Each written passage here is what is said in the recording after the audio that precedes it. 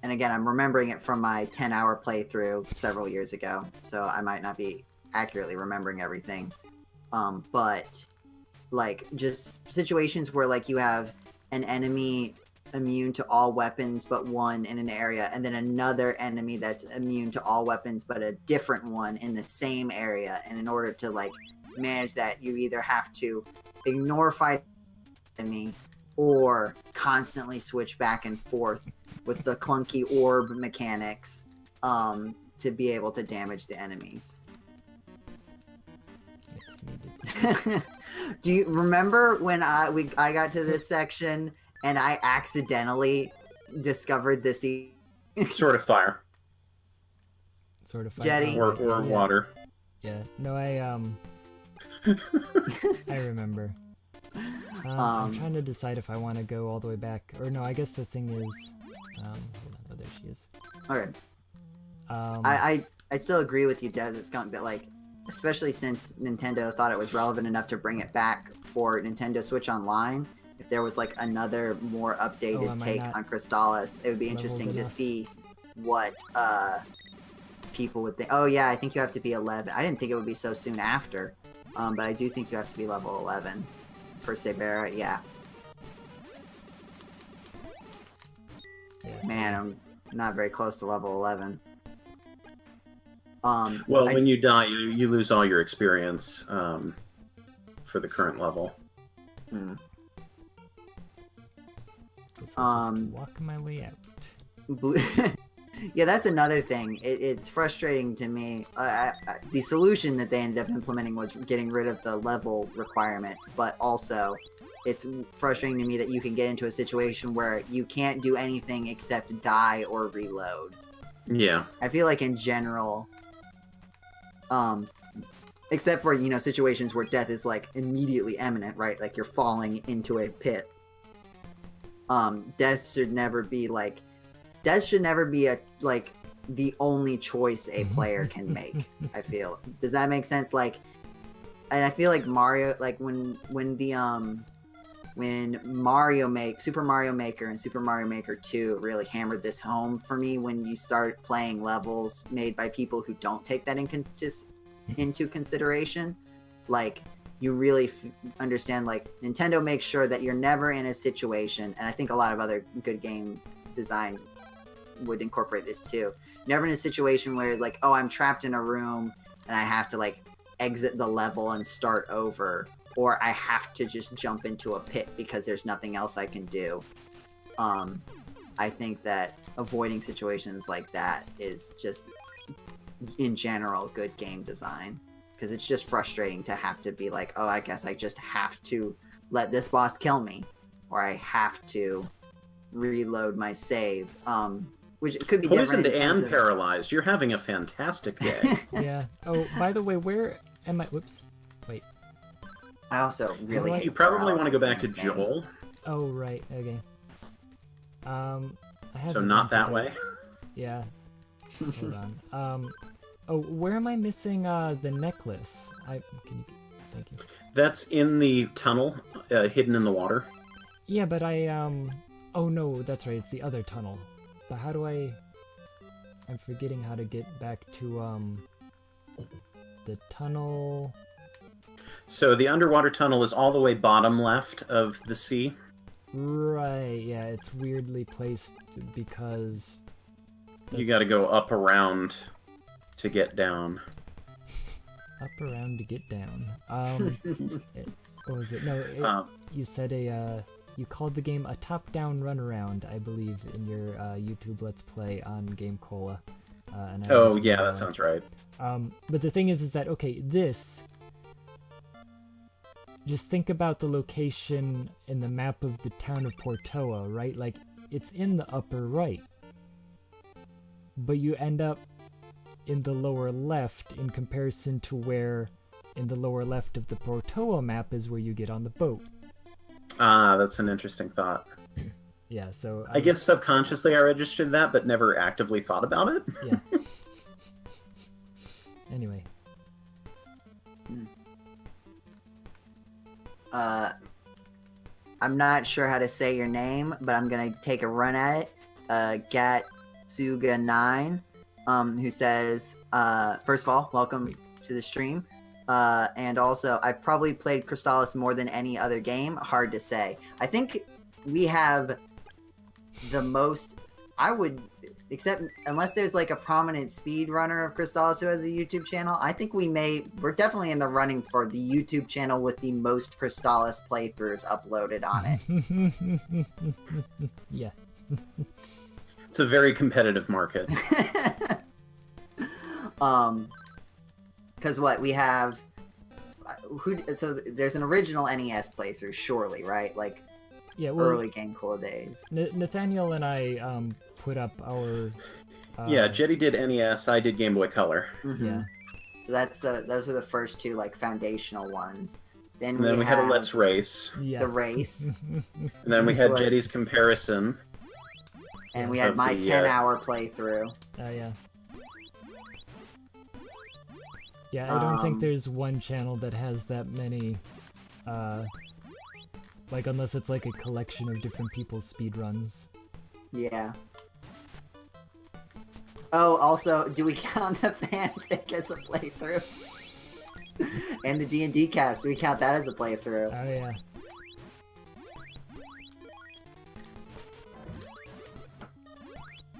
I think we can count at least, the D&D cast as a playthrough. It was played. Yeah, Desert Skunk. Jay, weren't you looking at the end day hashtag and it was pretty much just GameCola and what else? Yeah, like there was GameCola several times throughout the years. Yeah, then there was like religious people who were like, it surely is the end of days. And then there was people talking about the Black Eyed Peas, and I have no clue why. Like, I mean, I didn't bother to like go look up, do they have a song called The End Day or something? Maybe you can do that now while we're here. Yeah, I can do that.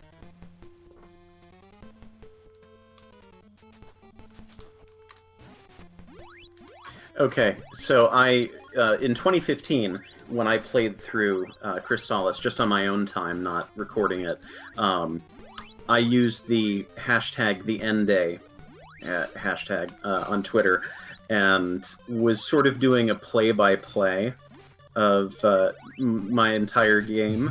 So let me see. Okay, so I'll read back some of these because I feel they're entertaining enough, and they've got at least one person hearting all of them, so at least one person found them amusing.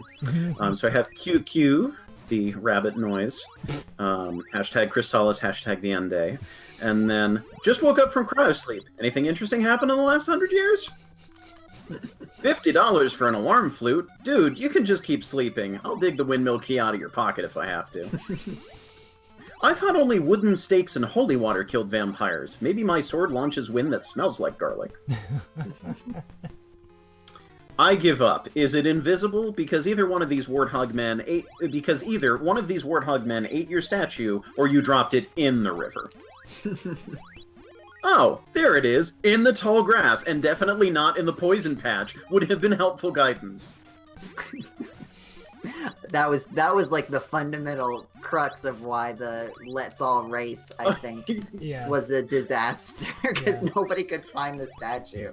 Yeah, that challenge sure puts the stall in Crystalis. These are not hero problems. Dwarves gotta learn how to hire a babysitter and call an exterminator. Mount Saber? More like Mount Saber. This place is cold. Wish I'd kept my tanned hide. First, Kelbest tries to kill me, then he gives me a lovely bracelet. Our relationship is not off to a healthy start. Job requirement. Sit in the throne room sometimes. I wish I were Queen of Portoa. A little myth that Messiah had a moat and a guardian protecting her cryo chamber. They just buried me under some rocks. Can I just interrupt please address interrupt. Some chats, because it's popping off a little bit. Gatsuga brings up an interesting point about the whole, end day happening not that long after the game was released. saying, growing up in the 80s, you pretty much accepted that you would die in a nuclear war. Crystalis was just part of that. Yeah, that's an Which, like, point. might really, like, it is a funny comment, Getsuga. I appreciate the humor that you brought in there. But also, like, I think it's an interesting point. Like, that may have been, like, part of what was sort of informing the mindset of choosing a date that was so close. Like, not necessarily, like, them really predicting that would happen, but just, like, the fact that the apocalypse felt like it could be happening soon at any given point may have made 10 years feel a little less ridiculous. I think I've also mentioned that, I think it was, the Terminator had, the whole deal happen in 1997 or something like that. I came to find out later. That may be a part of it, too. But then you also gotta think, like, it's... Right? Well, I guess even though did Japan do 19X? Oh, yeah. 1990X? Yeah, I think but, like, that's still not that different. Like, yeah, you at most get 2 years in addition Yeah. to 2 years. So, that's where it originally comes from, and I don't know how the Cold War... I do not have the cultural, historical understanding to know how the Cold War influenced Japan's culture. Yeah. So, I'm not going to try to guess. Well, didn't the Berlin Wall fall in 89? I could not possibly tell you. I'm I'm Google terrible it. with dates, but that sounds right. Because you do have to keep in mind that, Yakko Warner talks about Germany now in One Yeah. Piece. Yes. Kind of dates exactly when that happened. Yes. November 9th, 1989 is what Wikipedia says. Okay. Reading some more chat here. Captain Swag, who I don't know if this is a secret who this is, but I know who it is. I won't say unless I'm given permission. I know Games Done Quick has a more recent series where they have a speedrunner and newcomer to a specific game and teach them how to play speedrun it. Might be interesting to try that idea for us. That was kind of like yes, I agree. That's an interesting idea. Yeah, I think that's what the Joseph Blind Let's Play was. That's kind of what that was too, because the idea was that Jeddy, I think you had a walkthrough to help you too, and Jeddy was going to guide me through the game. So why did that not happen? Why did what not happen? Why did it still take us 10 hours? Because I wasn't good at the video game, and I kept dying. Well, I can't remember, was I not there? Until, like, near the end? Because I definitely would have, like, said, hey, maybe you should level up some more. Maybe. I don't know if you were there the whole time or not. I think I feel popped like in you were with... at the end or something. I feel like there were people who were with me the whole time, though. I don't know. I'd have to go back and listen. I almost feel like I should just get to level 16. Oh, please don't. It'll go so much faster if you keep going through the game. So what is your current goal? In the game? Yeah. Like you personally, what are you doing right now? Obviously, you're leveling up, but are you just leveling up for the sake of leveling up, or because I thought 11 was what we needed for Sebera, unless I made that up. Yeah, it is. Yeah, but it's I guess this has been going so quickly that I'm like, I might as well just get ahead. Yeah, the next, I mean, like, then you have another boss that's coming up next. That's level 12. Yeah, so I might as well just go ahead and do that now. And like, this is an easy place to do it since they don't fight back. And then we have to make sure that we get to level either 2 or very close to level 14 before we go to Goa Fortress. This is another thing. The bosses in Goa Fortress have different level requirements. Halfway through, all of a sudden you need to be level 14. Which I feel like is not cool. I think that the area outside Goa Fortress, though, is where I usually just get to level 16. Well, and here's the thing. You've also got the Carissa plant that you can go on a quest for, and that'll be some extra experience and a detour on your way to getting to level 16. Since I decided not to do it. And then you could even, when you get to Goa, you could even wander around the desert a little bit and poke around in the, underground there. Yeah. So that's the point where the game opens up a little bit and you have some options. Yeah, I think Hooray. that it's the what is it? Scorpions or whatever that is like the key leveling up monster. Yeah, but they're a ways away. Yeah, oops. What do I? Blue Rider says, "Where do you see yourself in 10 years in Crystalis?" Hopefully beaten. Hopefully done. Gatsuga says, and I don't remember if you mentioned this in your translation video series, Jeddy, but that Crystalis has a huge Nausicaa influence, which is also post-nuclear war stuff. Yeah. Part of it too. I was excited. The what is it? Fathom Events does a number of special movie screenings, not just whatever recent movie is out, but they do special things out in the movie theaters. And one of the things they've done is a Studio Ghibli, not marathon, but like every couple of weeks they'll do another movie. They were doing this last year, 2 years ago, something like that. Yeah. And my wife and I went out to see Nausicaa, and that was the first time seeing it. And I think she had seen it before in the, like, cannibalized American version that was, like, what was it, Valley of the Wind or something, Warriors of the Wind, something like that, where it was kind of the movie, but they really, really ripped it apart and rewrote it. Yeah. And condensed it. I remember I watched Princess Mononoke in a theater. I don't know if it was similar or same, or I don't know how regional that was, but I watched it in the theater for the first time through an event like that, which was really cool. Yeah, hey, a wall you didn't break.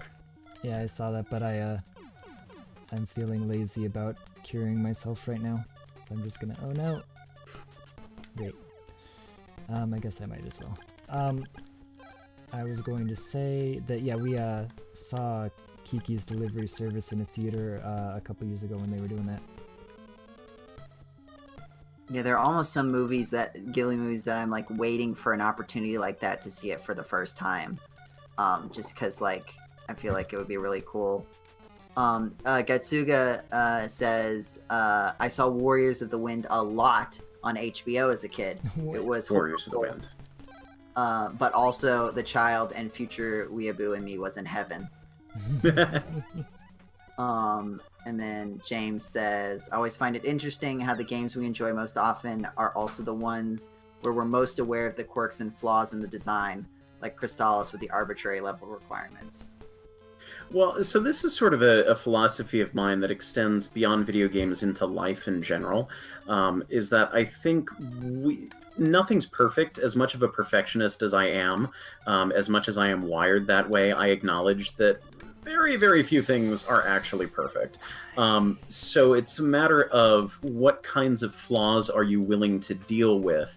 What are the deal breakers, and what are the fun things that you look for that really make all of the bad stuff not really matter? And so, I think that's true for relationships. I think that's true for video games and movies. I look at Crystalis. Yeah, there's a lot of criticisms I have. And actually, one of the other things I was going to suggest earlier when talking about having an area where one enemy is immune to one thing and another enemy is immune to another thing, pulling from Mega Man, quick switch. Just have give controller with shoulder buttons, which you didn't have on the NES, and use L and R to switch your swords without needing to go into the menu. Would be a really easy way to fix that. But you look at all of the issues that you have, and like, okay, so I need to stop every 5 seconds to charge up my sword. Okay, so I have awkward menu interactions. Okay, so sometimes I need to do some arbitrary stuff to unlock the next thing that I have to do, the next place that I have to go. Okay, so the mazes are a little bit confusing. Like, these aren't deal breakers for me. These are things like, okay, I understand that these could be better, but I am still enjoying the game despite these things. And it also kind of gives the game a little bit of character as well, gives it some texture that you have something to talk about. You have ways to compare this game with other games so that not everything is absolutely identical, that the little flaws give the game a personality of its own. Whereas, like, if every game had perfect checkpoint placement, that would never be a discussion topic. You would never even think about it. And I don't know, there's, it's the part of me that enjoys watching terrible movies because it's a good conversation topic, because then you can better appreciate when a game does things well.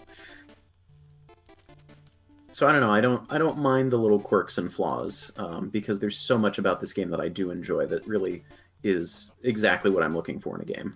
Yeah. Something that I feel like I've sort of grown better about,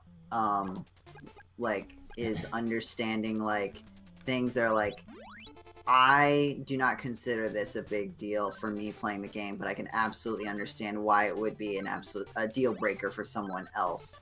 And yeah. That's, like, not just, like, valid in a general, everyone's entitled to their opinion, but, like, different games appeal to different types of people in different ways. And, like, understanding, like, this is a good, or even then talking about beyond of, like, I think this is a good or bad implementation of this in the context of the kind of person who would be interested in this game. Like, I am not particularly interested in playing, at least by myself, playing visual novels. Are you okay, Jeddy? Sorry, no, I just really like this little, like, they drew Messia, like, with her hand up, like, going, oh no, sort of, as she's grabbed here, and I just really appreciate this small detail that they didn't just have her standing like normal. Yeah, it's like, funny. Yes, continue. But, like, people, like, streaming visual novels, which I enjoy a lot more, because, like, there's, like, a more community aspect, but, like, I can understand, like, better elements that make a visual novel more or less appealing to its core audience, even if I do not fall in that core audience. It's funny that you mentioned visual novels, and I know we were talking about this a little bit before. I never had any interest whatsoever in visual novels. The only reason I got into Phoenix Wright at all is because that was a big GameCola thing. Well, still is a big GameCola thing. But I'm like, okay, I should get educated about this series so that I can participate in discussions on staff. And so I was watching Michael Gray's playthroughs.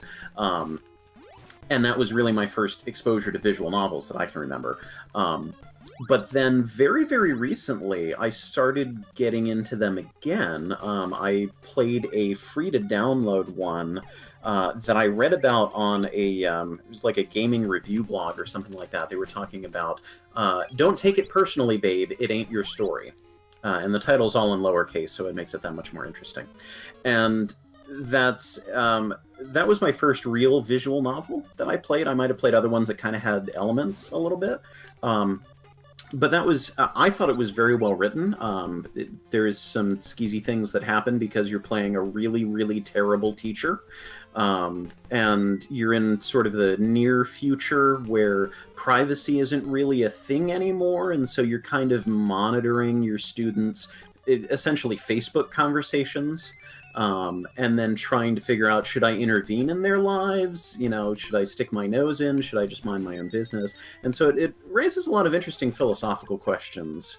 And I'm like, okay, if this is what visual novels can do, and raise some interesting questions, and also be sort of, this was in the midst of more Magmal stuff, and I'm like, it's good to have something that's very low stress, where I don't need to worry about challenging myself to succeed and, having quick reflexes and pattern memorization and stuff, where it's just, if I pick a terrible option that ends poorly, I can go back and reload and make a different choice. It's that easy.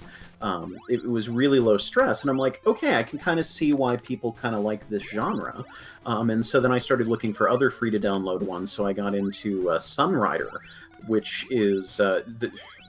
that's a saga unto itself, but it's basically a visual novel with turn-based tactical combat in space.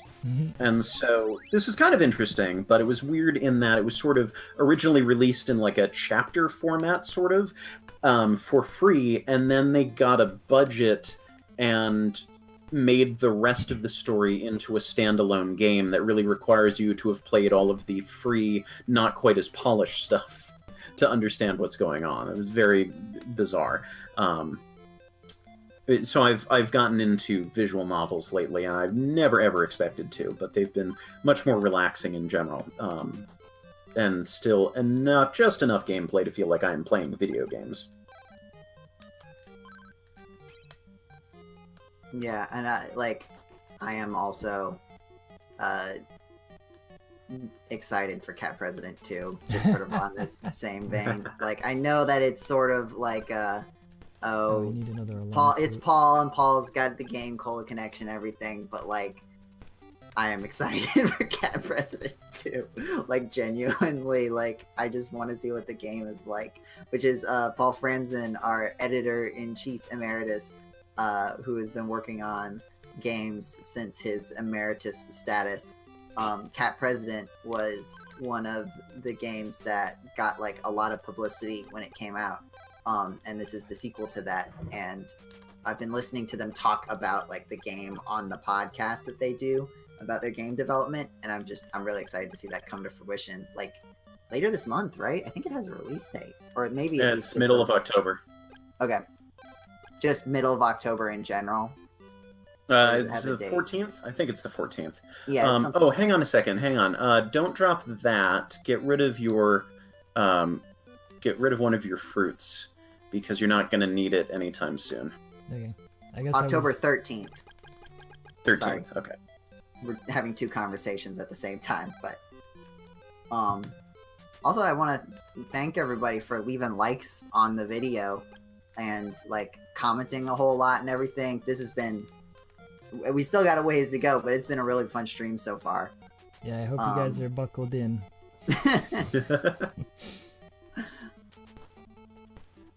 I was thinking about. Oh, sorry. I was just going to say, I was thinking about live streaming the original Cat President closer to the U.S. election that's coming up. So we'll see if that happens. Yeah, and Paul's like doing like a whole press thing about having people stream Cat President 2 as well. So if you ever wanted to do that, you could probably get in contact with him and work something out there too. Blue Rider, I don't know like I can't, I don't have any specific details on the quote unquote success of Cat President, but I do know that like a few like streamers and YouTubers with like decent platforms did play through one or two pathways of the game. I think Dodger is someone. I think she did, if I'm thinking of the right person with the name and the face and the stream, did like a playthrough of at least one of the pathways, just for example. And I think it got like covered by I think Kotaku included it in an article. So like it definitely got like some traction. And on the podcast, I think Paul said that it's like, at least he considers it their most successful game from Rock Studios. Again, I think I'm quoting Paul. I would not be the person to say that. It would not be my place to say that, to make that kind of judgment. But I think that is what he said on the podcast that I was literally just listening to yesterday. Oh, that's what I was gonna say. I was gonna say that Paul was very disappointed when he heard that Steve is now in Super Smash Brothers. Yeah, he was like, oh, I thought it was gonna be awkward, Steve. So as a side note, just talking about Iraq games, I finally played The Beard in the Mirror recently. Ooh. Which has been on my to-play list for a while, but I was on. Well, I'm still technically on an adventure game kick. Because adventure games have basically... It used to be platformers, and then sometimes RPGs, and adventure games are now my favorite genre of video game. and they've always been one of my favorites, but now officially. So I've been definitely on an adventure game kick, and always having at least one or two going at all times. And so I had an opportunity of sitting down to play that. I'm like, okay, finally, I'm going to go play this. And I had fun with it. I enjoyed it. And I had played it when it was still test game on GameCola, in a much, much earlier phase. And I think the full game came together pretty well. Puzzles made sense. I don't think I had to look anything up or felt like I should consider looking anything up. Oh, I did ask for a hint on one thing about... there was like a couple points I was missing at the end, so I actually contacted the Beard Hints hotline on Twitter.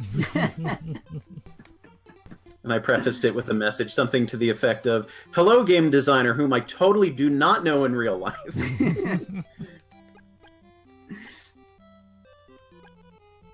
And I felt weird writing a review about that, because I'm like, I can't promise an unbiased review, even though I like to fancy myself someone who can review things without bias to some degree, at least as far as knowing who made stuff goes. But I felt a little weird about, do I write a review on Steam? That's where I played it. And I might still go do that with the disclaimer that I know the people who worked on it. But I did go ahead and write up the guide for getting maximum points. And I figured that was that would sort of be my publicity contribution. Add value to the game on Steam, because now you've got a guide you can refer to. Mm-hmm. Yeah, and trying to keep it as spoiler-free as possible, too, because nobody likes just, oh, where's that one thing? Oh, do this exact thing. Well, now it's not fun anymore. Make me work for it.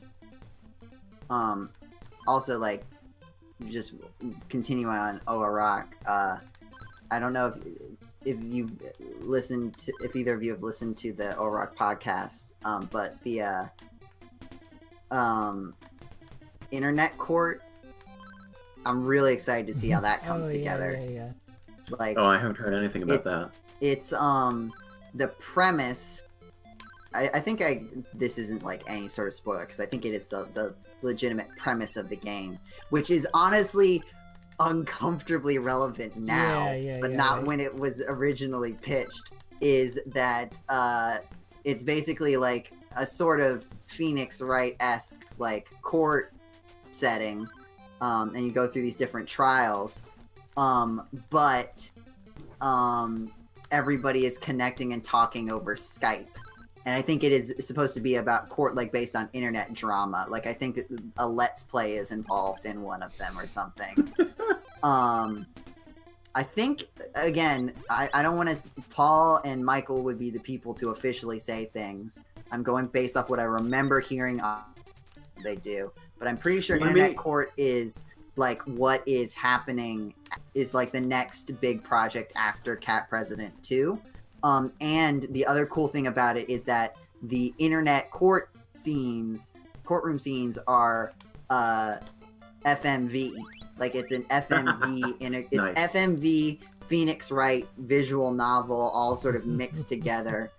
And it seems like Cat President is like the sort of, I would say, like the face of like Oa Rock games in terms of like the one that got the most publicity and everything, and is good.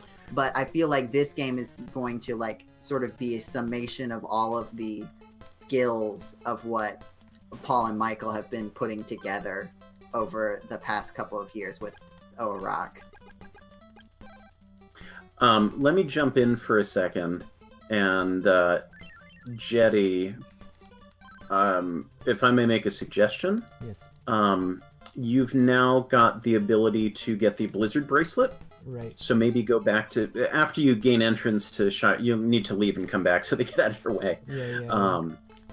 But maybe after getting into Chiron, so that you can have that as a teleportation marker, go back to Portoa, go get the Carissa plant out of the cave, go bring it to the Amazons, right. And the amazing get the Blizzard bracelet.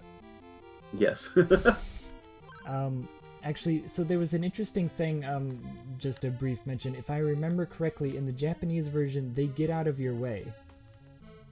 That if you yeah, I think there was something like that. There was something goofy here about how that all operated that I thought was interesting. Oh yeah, and I guess what did I?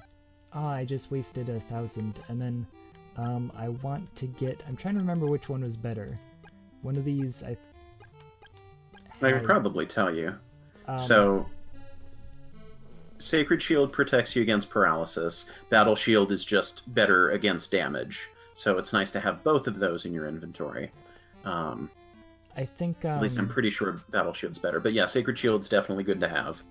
Yeah, I think it's that But I think you can get it for cheaper somewhere else. No, it's I don't remember all of the exact numbers, but if you go to the Amazons, they, I think, have some cheaper stuff, although you may already have it. I haven't been paying as much attention.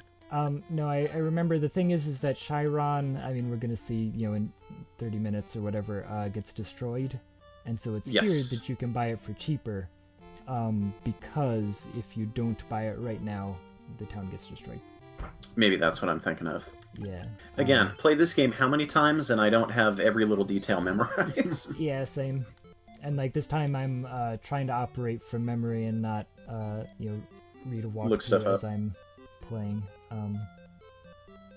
Meanwhile, I'm asking you guys to look stuff up for me.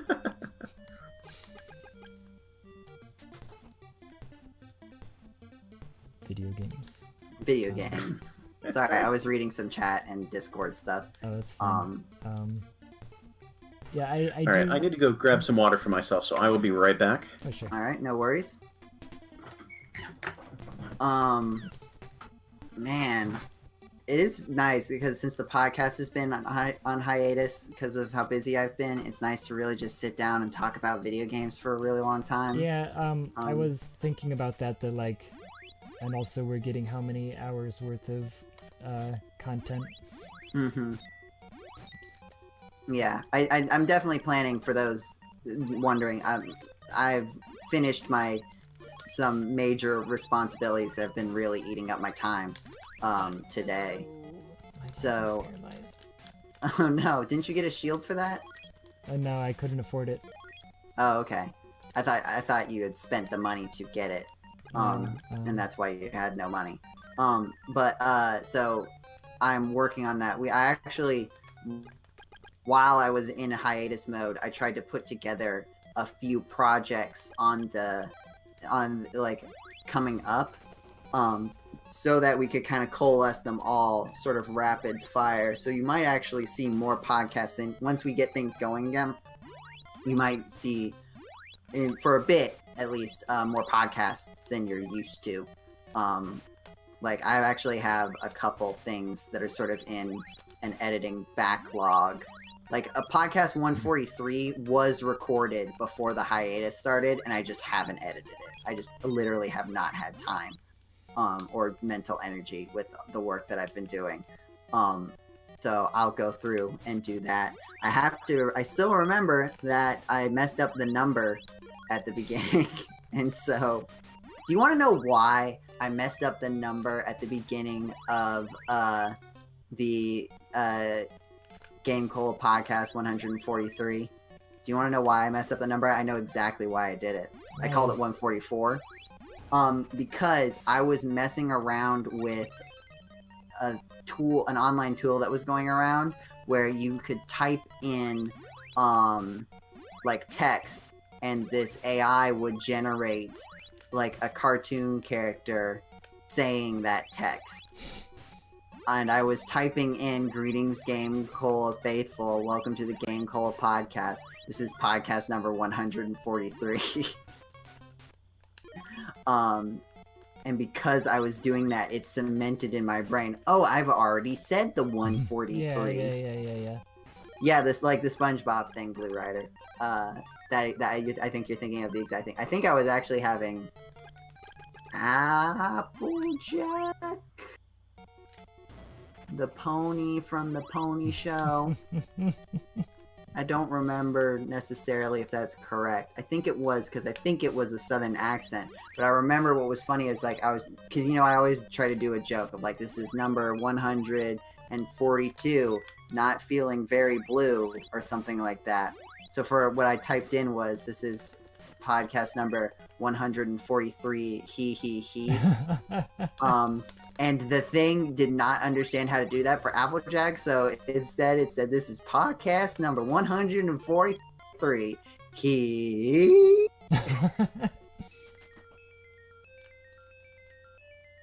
That's beautiful. So, but that's why I said 144, and I have to go fix it. But I remember to fix it.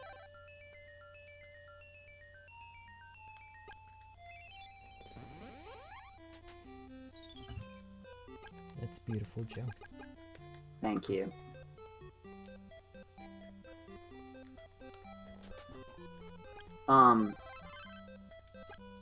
Man, I hope Nathaniel comes back with his water soon. I like talking to you a lot, Jay, but I've said this about the podcast in general, that the jump in how easy it is to maintain a conversation from going from 2 people to 3 people is like the most significant. And also, I'm like playing a game, so yeah. it's a little difficult for me to talk too much. Yeah, because like with a lot of it, since Nathaniel's shown up, a lot of this has been like Nathaniel and I having a conversation that you can add your points to. Yeah. As you are able. Because like there's part of me that's like, I need to fill the dead air, but also part of me that's like, Jeddy is trying very hard to play this video game, and I don't want to be like, Jeddy, I need some of your brain power. I'm stealing your brain. Yes, the pony from the Chrono Trigger fanfic, Blue Rider. Who did Applejack in that? I don't think it was me. I think it was was it Diana, and then she wasn't confident in her accent? I think that might have been it. The only way I can do accents is if I don't try at all and don't worry about the fact that it won't sound very good. I also try to do what I consider, at least to myself, to be non-regional accents, in the sense that I am not necessarily trying to sound like a person from place.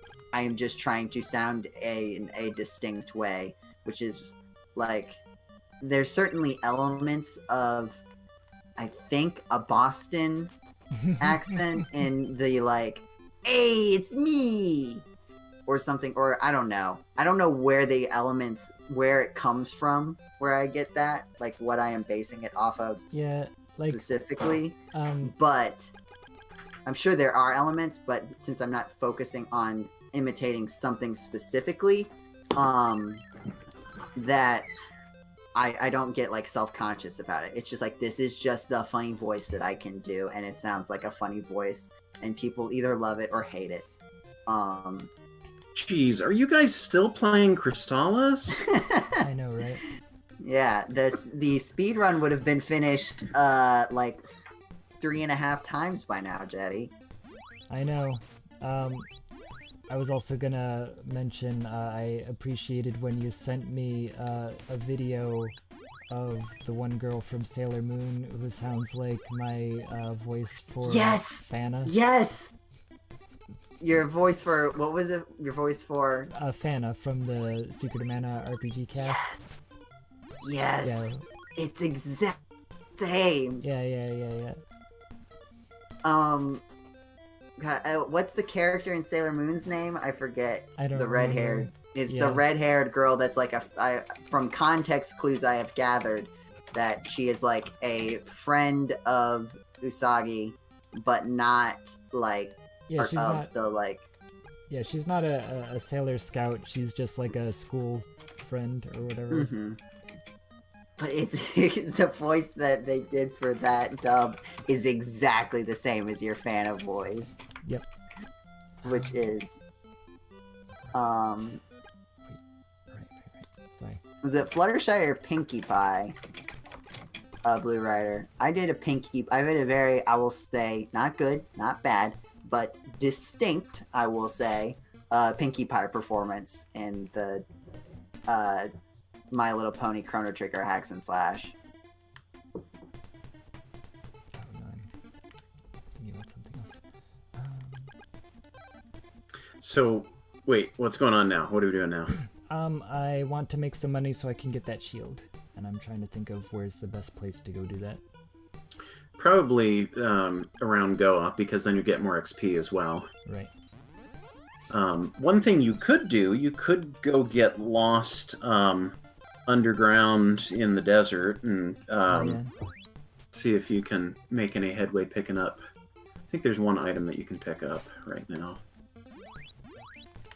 Also wandering around in Chiron, or in and around Chiron works. I forget how much money the swingy stick guys, ball and chain thing, those guys. I think they drop a decent amount of money, but I forget. Yeah, I think they're one of the first if not, ones the mimic drops the 4 coin to kind of give you an indication that it's giving you a lot of money. I mean, these are 100 a pop. If I can get it. I remember this was a location I spent a lot of time grinding. Like, remember when I was talking about how in the hour-long episodes of the 10-hour playthrough, there's like one where it's mostly just me running around in a field grinding while other people are having a conversation? I'm pretty sure this is the field. Yeah, it's challenging to do a consistently interesting, just regular Let's Play of this. Not even talking about speedrunning. Yeah. I mean, I wasn't trying to speedrun it. I was just trying to beat it in one sitting, which was dangerous. But yeah. Nope. No. Because that's something I'm always conscious of. That's something I'm always conscious of as, man, you just invited everybody here. But that's something I'm always conscious of when I'm live streaming, is trying to keep things visually interesting for my viewers, because I can't always rely on my commentary to keep things exciting. I do like the frame rate drop on the NES here. Oh, yes. I do think that it can be a balance, too, though. Like, sometimes if you can, like, in a situation like this where we have, like, the 3 of us, right? Like, in your live streams, it's just you, so... every once in a while, my wife, but yeah. Right. But, like, in that case, the game has to pick up, has to be more part of the entertainment for there to be a consistent entertainment value, whereas, like, when... with the 3 of us here, like, you and I can be having a conversation while Jeddy takes some time to focus on certain elements of the game, and Jeddy can jump in, which would be very different if it was just Jeddy here by himself playing Crystalis for 4 hours. This is where I always like to bust out the blizzard bracelet, just get a whole bunch of soldiers surrounding me and then knock them all out. Yeah, that might be a good idea. I think actually that's what I used to do, I'm thinking about it. But I would use this for... Because that also... I mean, if you're going to use the MP on healing, you might as well use it on something fun to take them out before they hit you. Yeah. One of the most interesting things about the Game Boy Color version of this is the Blizzard Bracelet does not have that lovely circle action there, that it's just straight up and down and diagonals and left and right. Oh, interesting. Presumably because of some programming limitations.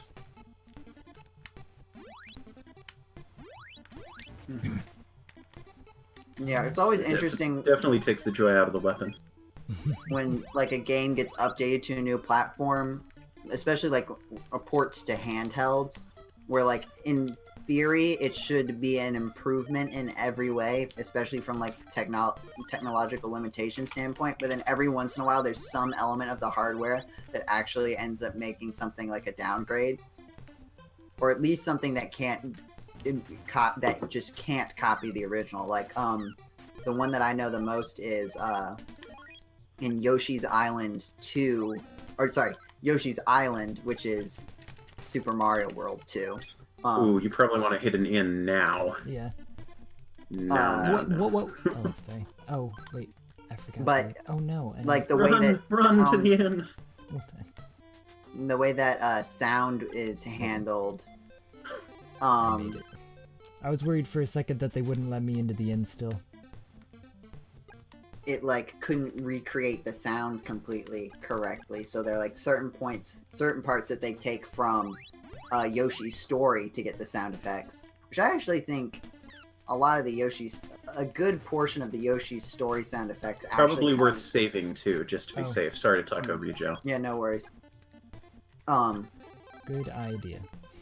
I think that a lot of the Yoshi Story sound effects, if you're not coming into it being familiar with the original Yoshi's Island sound effects, actually work pretty well. But I think there are other elements that don't work as well from what I have heard people describing, which I think is interesting. And I think the same sort of thing like you were talking about with the Crystalis remake on the Game Boy Color, where like some technological limitation made it so they couldn't do this circle thing. Even though like you'd think that it would be an upgrade, because I think it's a graphical upgrade, like noticeably, right? No, actually, the game looks very much the same. What they did was they added more detail to some areas. Like, you'll have, like, livestock skeletons out on the overworld. So it's mostly just additional details to give locations a little more character. Oh, yes, and there's that. They have voice acting. Quote, unquote. Scourge of Mend, my favorite sword.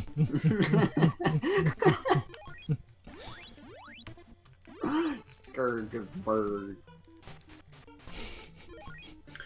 Alright, so I have a couple more tweets from now that we're gone further through the game. Yeah, please continue. Yeah, so let's see, where was I? I don't want to be a sacrifice. Where's my Uncle Clark? In my day, we solved our own problems without Uncle Clark. Hashtag Crystalis, hashtag the end day. This place looks like a disaster, and the locals are zombies. Must be the end of tourist season at Evil Spirit Island. All these guards and Swan, and not one of them cares that I'm wandering around paralyzing everyone in town. Wish I knew how to swim. This maze of 10-foot wide rivers is a nightmare. Trying to cross a river of hot lava, and the first thing that comes to mind is Ice Bridge! Brain, I worry about you. Wise men, why I gotta rescue you? At least one of you knows teleport. Huh, so there are people living in Sahara. I thought for sure the town would be deserted. I get it. I get it. Ha! You're breathing fire the wrong way. I'm over here. Why does a dragon have laser beams? I have a better idea. Let's not fight every single robot and instead just blow up the tower while they're on it. It occurs to me that I left a perfectly good sword in the tower's reactor. I think I could have taken... Boom! Oh well. At last, my adventure is over. Time to head to an inn, and why is it still $500? I just saved the world. There's some interesting discussion of voice acting work going on in the chat. And it just like makes me think of like I have no misconceptions that the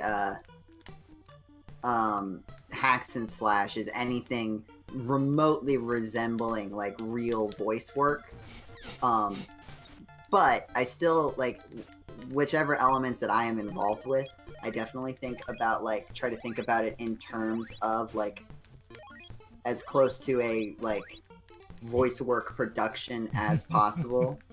Right? Like I do really try to think about like if I'm in charge of quote unquote casting, like I try to think about which voices would go well with which characters.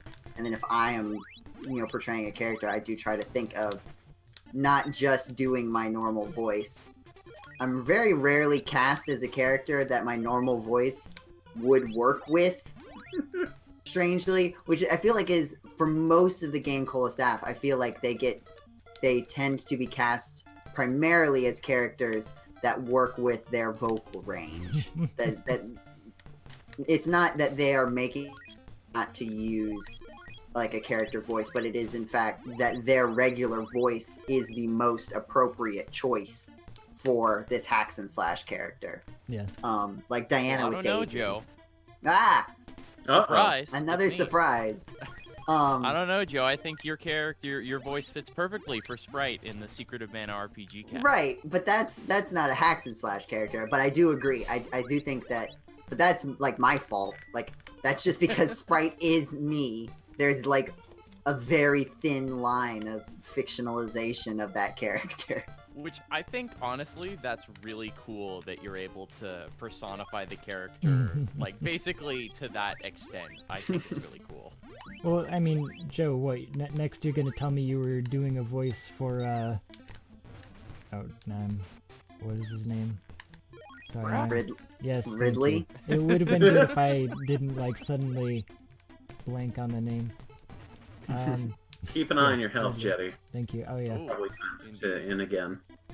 Also, thanks for coming, James. Yeah, Yeah, hello, sure. James. Glad I could make it, even if it's like. Does James the need to last introduce person. himself like I did? Yeah, Oh. James, you should probably give a little Oh, introduction. yeah, that's probably a good point. Hello, I'm James. I was here in the chat earlier. I'm the semi-administrator of the GameCola YouTube channel. I also maybe show up on a podcast every once in a couple years. When we have podcasts. Yeah, when we have podcasts, that is. James, you could probably stand to boost your volume a little bit. You Yeah. sound quieter than Yes, everybody I else. apologize. My mic has a is that a little better? Yeah. Yeah. So it's a studio mic. It's meant to be used with a higher powered amp. So just the one that I've got is it varies between I don't want to peak because I'm preserving the audio for a recording, and I need to actually be heard by people. Well, now it's Which funny. are- Now you're almost just a smidge too loud because some of the Alright. the loudest points are just like, oh, that's just a touch too loud. Yeah, So okay. somewhere between the two volume levels. Yep. See, exactly. Unfortunately, a lot of times, those two volume levels are mutually exclusive because I'm not super familiar. Like I'm good at speaking into the mic because that's how these mics are meant to be. I'm literally no more than 3 inches from the mic right now. So, if I may, Desert Skunk, the microphone is a Shure Beta 57A. Does sound very good. Yeah. I have to volume issues aside, the Mhm. quality of your sound, even I'm listening to you over Discord, right? Like there's already some compression going on with that, and it sounds very good. Yeah, it's I really like the mic. It took me, I will say, if you don't have the there's there's the budget to consider, but on top of that, you really have to get used to talking into it specifically, because I started out with a Blue Snowball, and that mic That's what I got. works very differently. You can speak to it from much farther away, like a foot and a half. But these mics, in order to reject as much background noise as they do, they basically do that by kind of a brute force way, which is just be really not sensitive. So you have to be right up on it to get the best audio sound. So you gotta know that and kind of practice speaking into the mic properly. There's a joke in there somewhere about a mic being insensitive. Well, that's what I thought it was at first, but, it's grown on me. Also, James, what was that you were saying about Blue Snowballs and being far away from the mic? Yeah, see, you can still hear. Okay, I'm now about a foot and a half away from the mic. Wow. This is about 2 feet away. So you can hear that the fall off as well. This is on the side of the mic. Oh, wow. Yeah. That's It sounds and now I'm back in front. It sounds very different, doesn't it?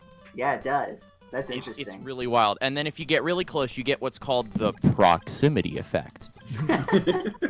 That's actually what it's called. That's actually some mics are designed to be just that close, so that's how they capture really, really rich tones in voice and music, is because of the proximity effect amplifies some of the audio, very technical audiophile stuff, but that I'm not super familiar with. But yeah, it's a cool mic. You just definitely got to practice using it. And of course, there is absolutely nothing wrong with using more traditional USB mics at all. Those things are that Blue Snowball is solid.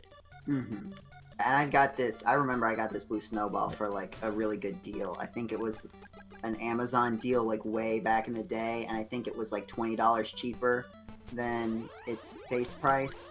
So, and it was a significant upgrade from what I was running before. Ditch an antidote. Okay. Well, no, drop an antidote to pick up that. For some reason, I heard that as ditch an anecdote, and I was very confused. I also processed that. Like, I realized afterward that is not what he said. But I processed it the same way you did, James.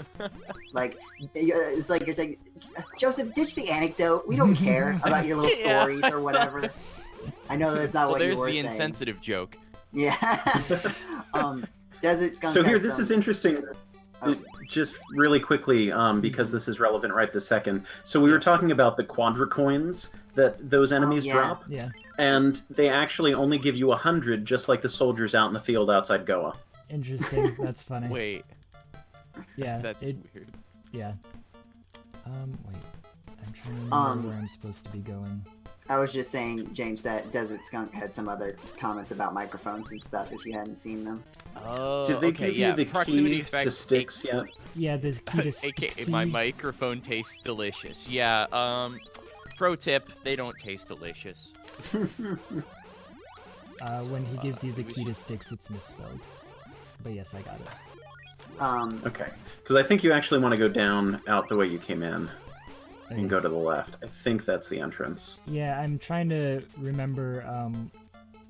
I know it's like that in Mount Saber, where there's an exit, but you don't actually want to exit out of it or whatever.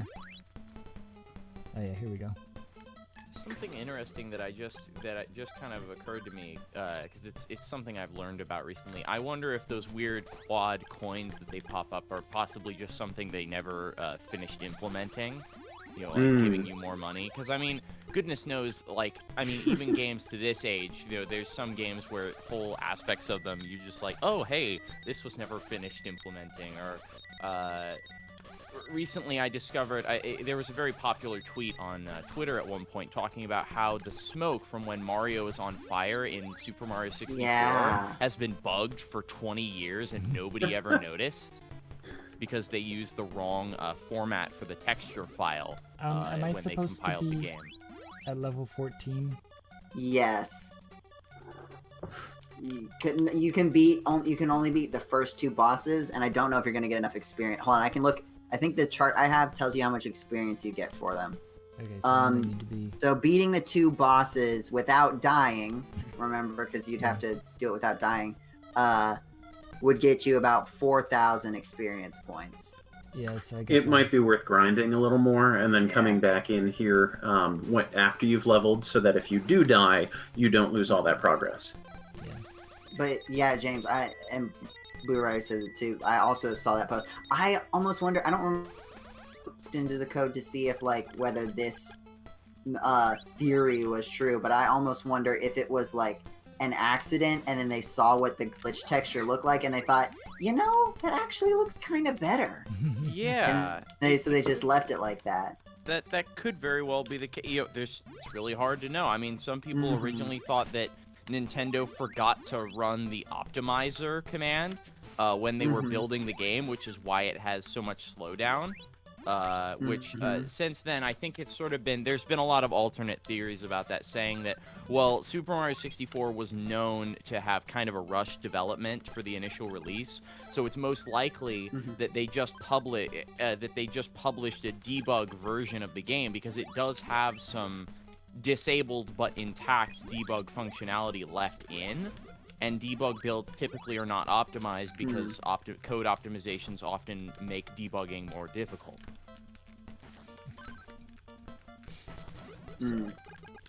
Yeah, because I think... Poisoned again and again. Yeah.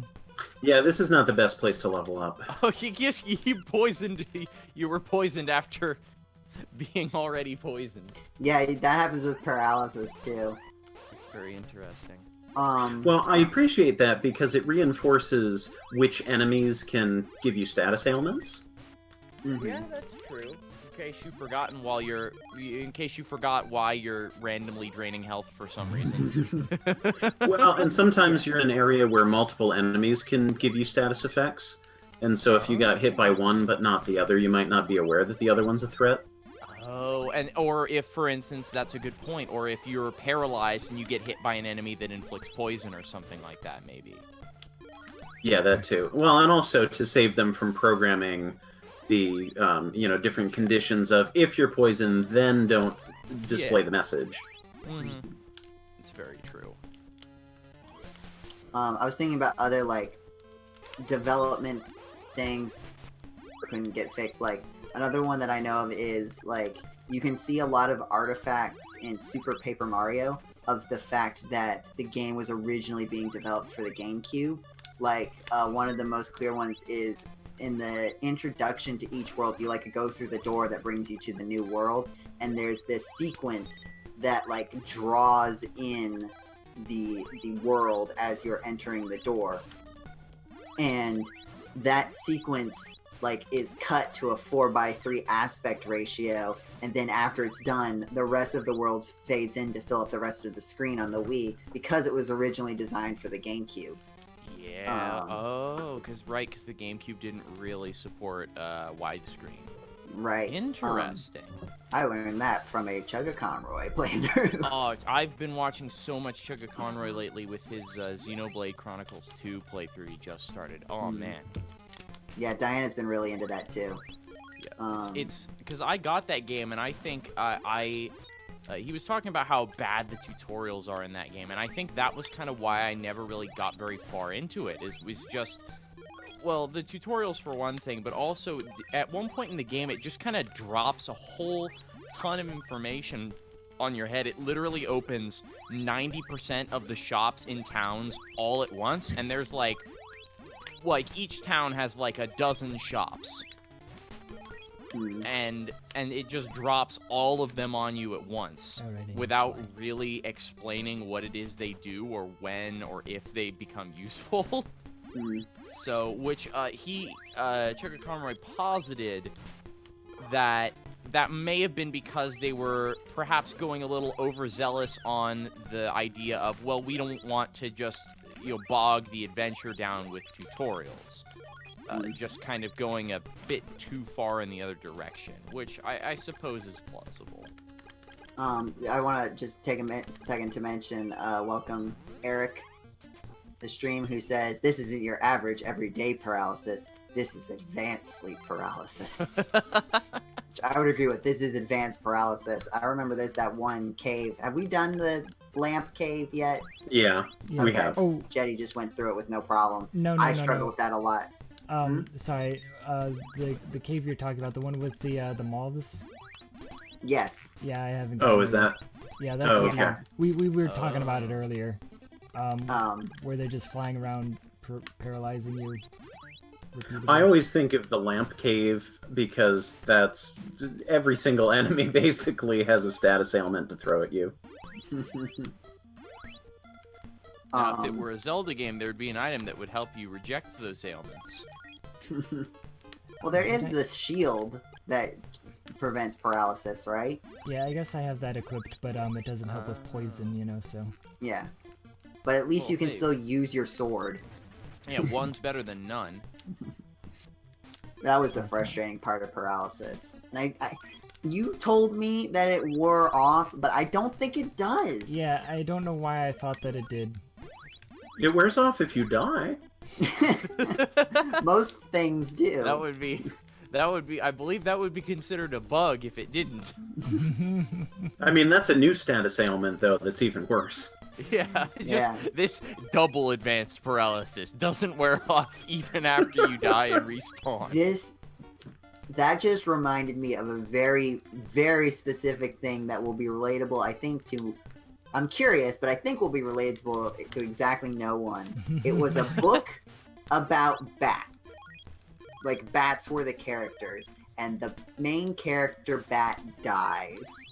Sure, spoil it, why don't you? Well, I think that's the plot. I think that's the plot of the book.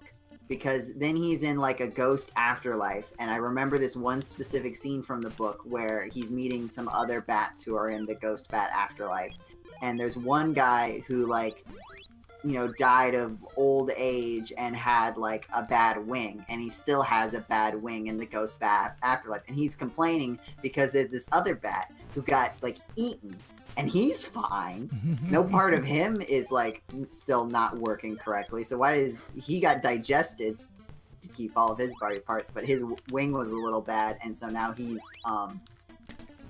he's always gonna have a bad wing for the rest of his afterlife. And I thought that's just that memory triggered when you said like a status ailment that persists after dying. I think there was a TV show that was on at 4 a.m. about the same book.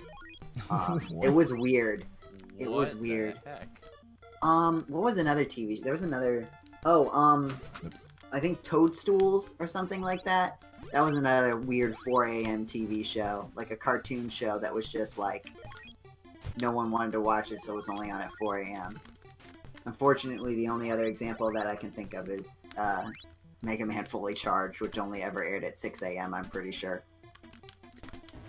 Which I just discovered, Mega Man Fully Charged, after its first season ended, more recently they've had a comic book adaptation that's continuing the story, which I think is interesting. That's cool. Well, a lot of shows that people feel were canceled prematurely get comic book adaptations. It's what happened with Firefly, for one thing. Yeah. Oh. I don't know if I would necessarily, like, I enjoyed my time with Mega Man Fully Charged well enough. But I also, like, completely understand why it didn't last more than one season, just from a production standpoint. And like, you can say like, oh well, they never aired it in a time slot that anyone would watch it, but also just like, I can see why it didn't have the broad appeal that would be required to keep it going. But it is cool that it got to keep going. You can go. To answer Desert Skunk, to respond to Desert Skunk, Fully Charged is a Mega Man CG television show from only 2 years ago, I want to say, that was explicitly for children. It was not sort of a family-friendly show, it was a kids' show. Mm-hmm. Huh. I did attempt to watch it, but then I was a couple episodes in and Mega Man got, like, launched across, like, got backhanded and went flying into the background. I'm like, you can stay there in the background. I'll come back for you later, maybe. No, Yeah. probably not. I think I have a slightly higher tolerance for stuff like that. For like show, like you were saying, like it is like a kid's show, and it doesn't really expand past there into like even like a level of family friendly. Cause yeah, like because I think that's the end of like the first part of the 2-part first episode. And so I really didn't make it far, did I?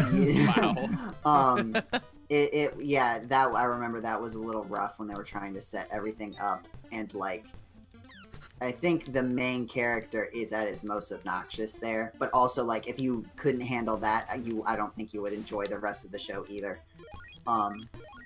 So now the main character is the main character not Mega Man based on your wording? He is Mega Man, but he's not Rock.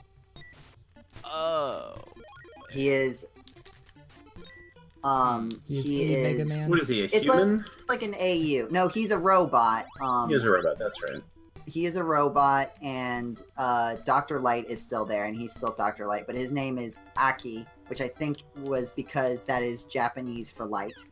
Is that correct, Jeddy? Hikari is Yeah. light, I believe. Well, then I don't remember why it was Aki. I thought it was something like that. Which I found out. It only occurred to me after learning that was the word. Suddenly, Lan's dad in Mega Man Battle Network's name made so much more sense after that. I was like, oh, that's why that's his name. Then, Jeddy, what's Aki? What's that a reference to? Sorry, hold on. I think I think Aki is like fire or something. Well, I think you're mixing it up with Akari, which is another way of saying light.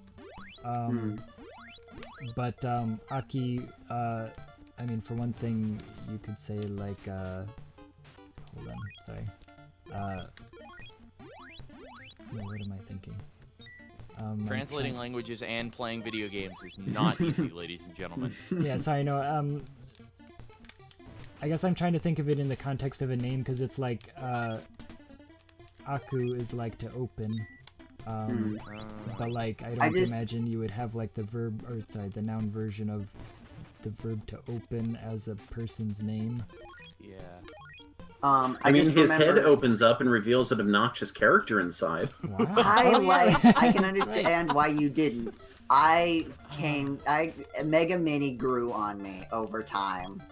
Without Mega Mini, I might have given this show a second episode. I can completely understand why that would be a deal breaker. But I ended up enjoying the dynamic a little bit more as the show progressed.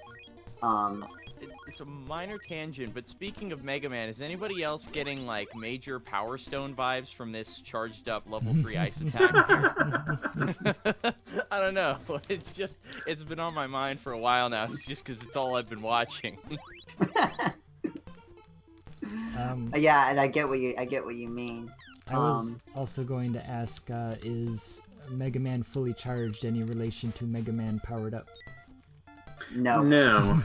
I mean, I know, but that was. Thank goodness. Except they're both 3D interpretations of the character.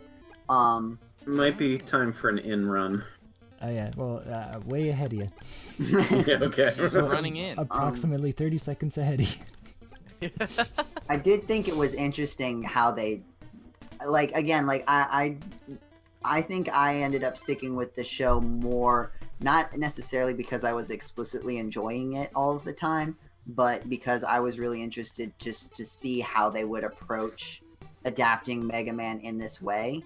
Like, they gave him a human sister, and they had these different interpretations of the Robot Masters. But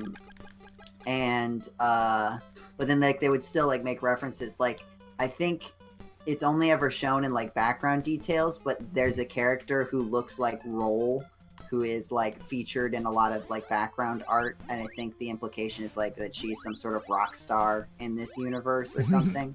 But like it's very clearly like this is our reference to the character of Roll, since the baseline character has been sort of replaced for this adaptation. And then they also have like a Proto Man surrogate, but they call this is dumb, I think, which they call him Namagem. Mega Man backwards. Yep. Oh no. Yep. Did they really? They did. They did do that, and it's just like, come on, like that hurts my soul a little bit. I will say that is spoiled by one of the episode descriptions long before, and maybe it is not. I think it is later. It's only ever used like really close to the end, but in like the episode descriptions they say like Mega Man finds Namagem, but I don't think they actually say that for most of the show. But the fact that you know that just makes it frustrating. And then like Eric, yeah. If I may, Eric in chat is given us kind of an explanation as to what Aki means. This is Aki is a common Japanese name whose meaning depends on the kanji characters used to write it, as with a lot of things in Japanese. When paired with the surname Light, Aki Light could be a play on bright light. So when Aki is written like that, it can be shining light, daybreak light, or clear light. Although those kanji by itself is rarely used as a name. Oh, that's from the Mega Man knowledge base. Wow. Well, there you go. If it's on the internet, it must be true. Yeah, exactly. I mean, that's where I got the information before. I didn't like do my own research into what Aki meant. I just remembered reading somewhere that it was a reference to something. For shame. Although, yeah, that's fair enough. Someone say, I think Desert Skunk, why would they do that instead of just going with the actual Mega Man characters? I don't necessarily have an answer for that, except maybe just that they wanted to put enough of a line between them. Like, they wanted to keep it clearly a sort of alternate universe Mega Man, so that would give them more freedom to play around with the elements of the story. I mean, right? They certainly did that with the visual designs of all the characters that were reused from the games. Yeah. Because all the Robot Masters they introduced look absolutely nothing like any previous incarnation, Battle Network or regular. I think Fireman looks kind of close. Well, maybe one or two, but yeah. One, it's not a big ratio. You can, Jeddy, you can drop. I think you can drop your fruit of lime Mhm. and But I pick just up what's got in that. that box because I think that might be a magic restore. Okay. I could just be making that up, but I feel Um, like it's a magic restore of some kind. Yeah, well, I I mean, have I two don't really of know them. if he needs a magic restore. Well, I okay. got two well, magic well, if rings. it's a pickup item, then fair enough.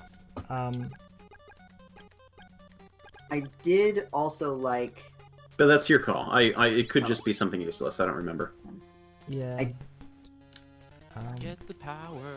I did also like the premise that they established where the cost of using one of the superpowered weapons that Mega Man gets is the fact that it comes associated with the emotional state of whatever the robot master that he was taking that power from was in at the time. So if he's using Fireman's weapon, he could be susceptible to being really angry.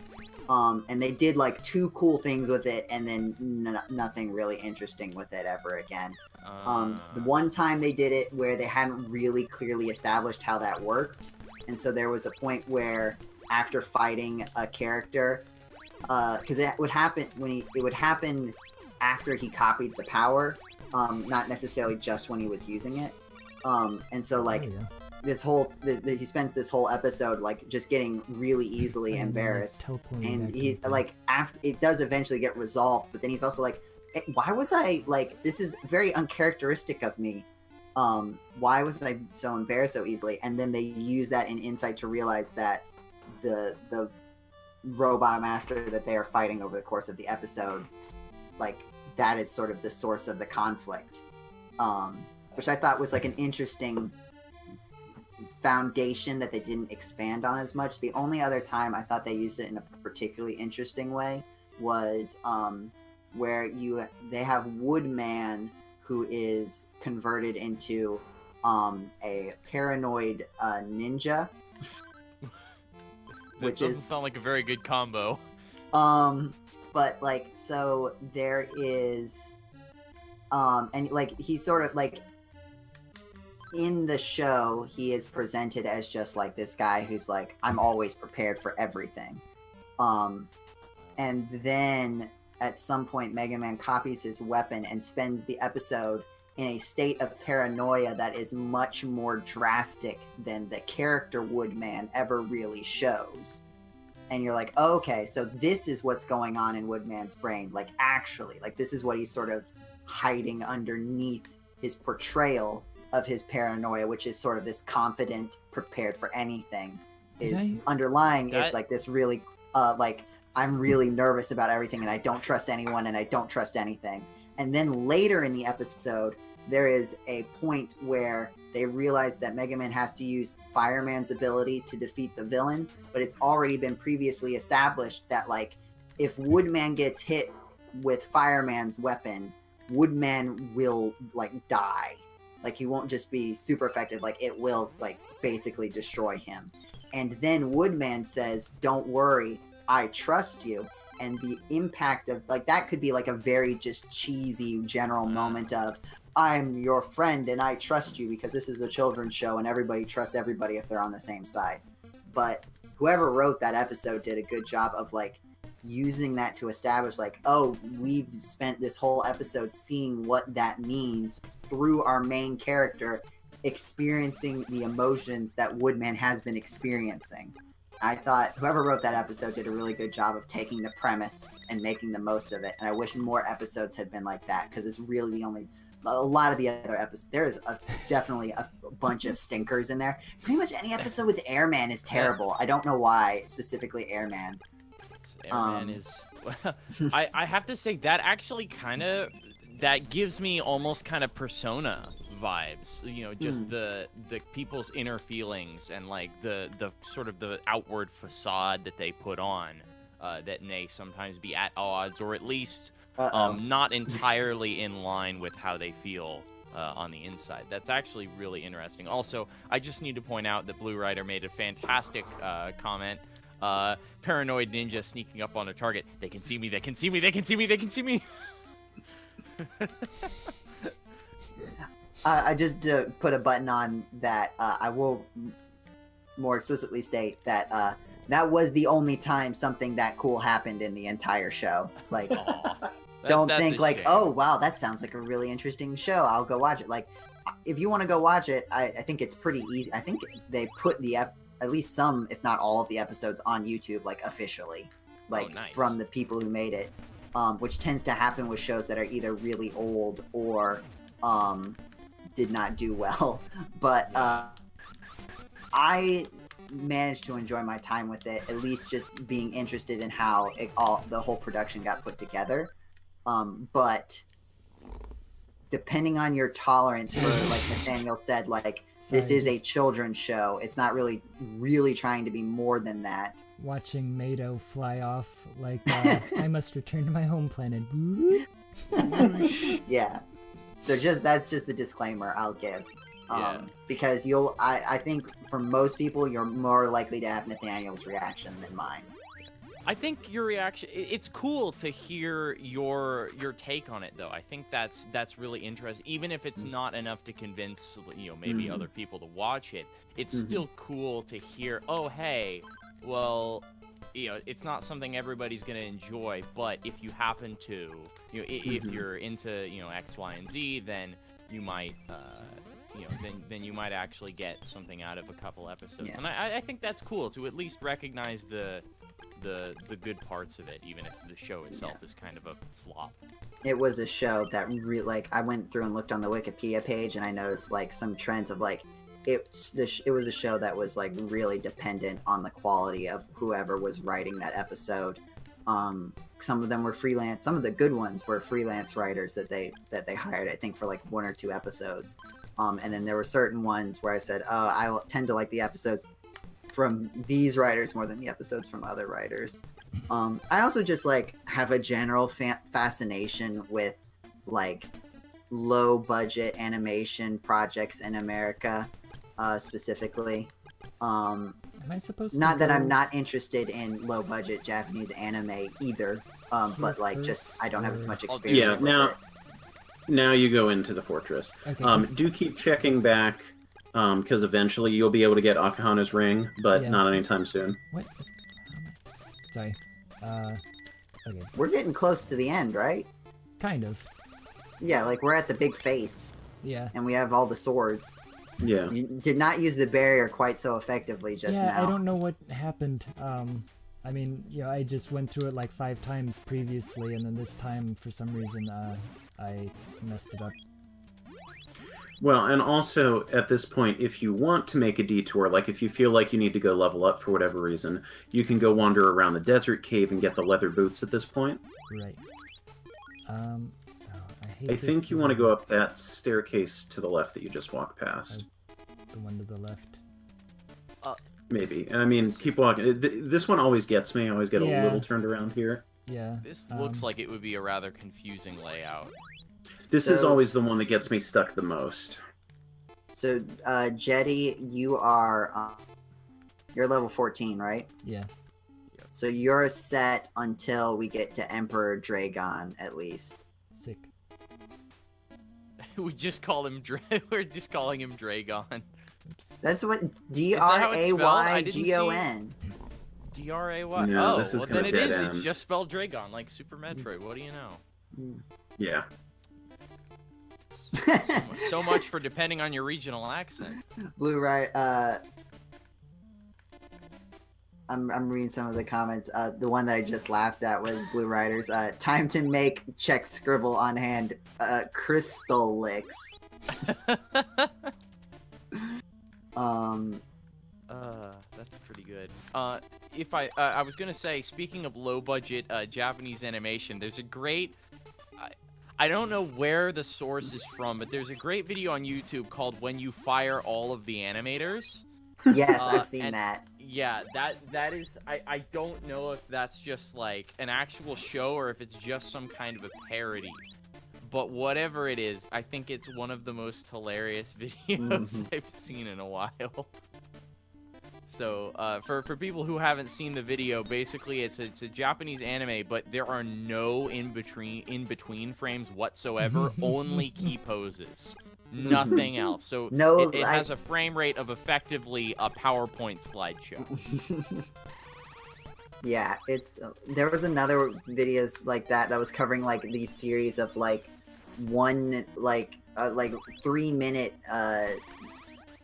like episodes of this like really weird, just outlandish show. And there's one episode where like one of the things that was highlighting was the fact that the main character just has like these random superpowers that are not consistent or ever explained. And like one point he just has the ability to tell that this guy is actually a robot, but who fully believes and thinks that he is the human scientist that the robot is made to replace. And so this guy with this kid who's like takes him in his ship and is like, "You're actually a bomb," and then throws him out. Like that's the first this guy has heard that he is not a human, but in fact a robot. With a bomb inside him. Then he gets thrown out of the flying like jet car into the bad guy's spaceship and blows up. And it's just like, excuse me? Wow. That's a lot to process in not a very long amount of time. Yeah, Chargeman Ken sounds right, Eric. I think the thumbnail for it, I don't know if it's for this video or if it's associated video, is like a clip. There's like one still where I think in the actual episode the sister gets like mind controlled by the bad guys, but it's just like this small girl child like very intently holding just like a knife and trying to stab people. And like her father is holding her back as she's just got like this knife with this murder look in her eyes, and it's just like pardon. Okay then. Glad I didn't do what I was going to do.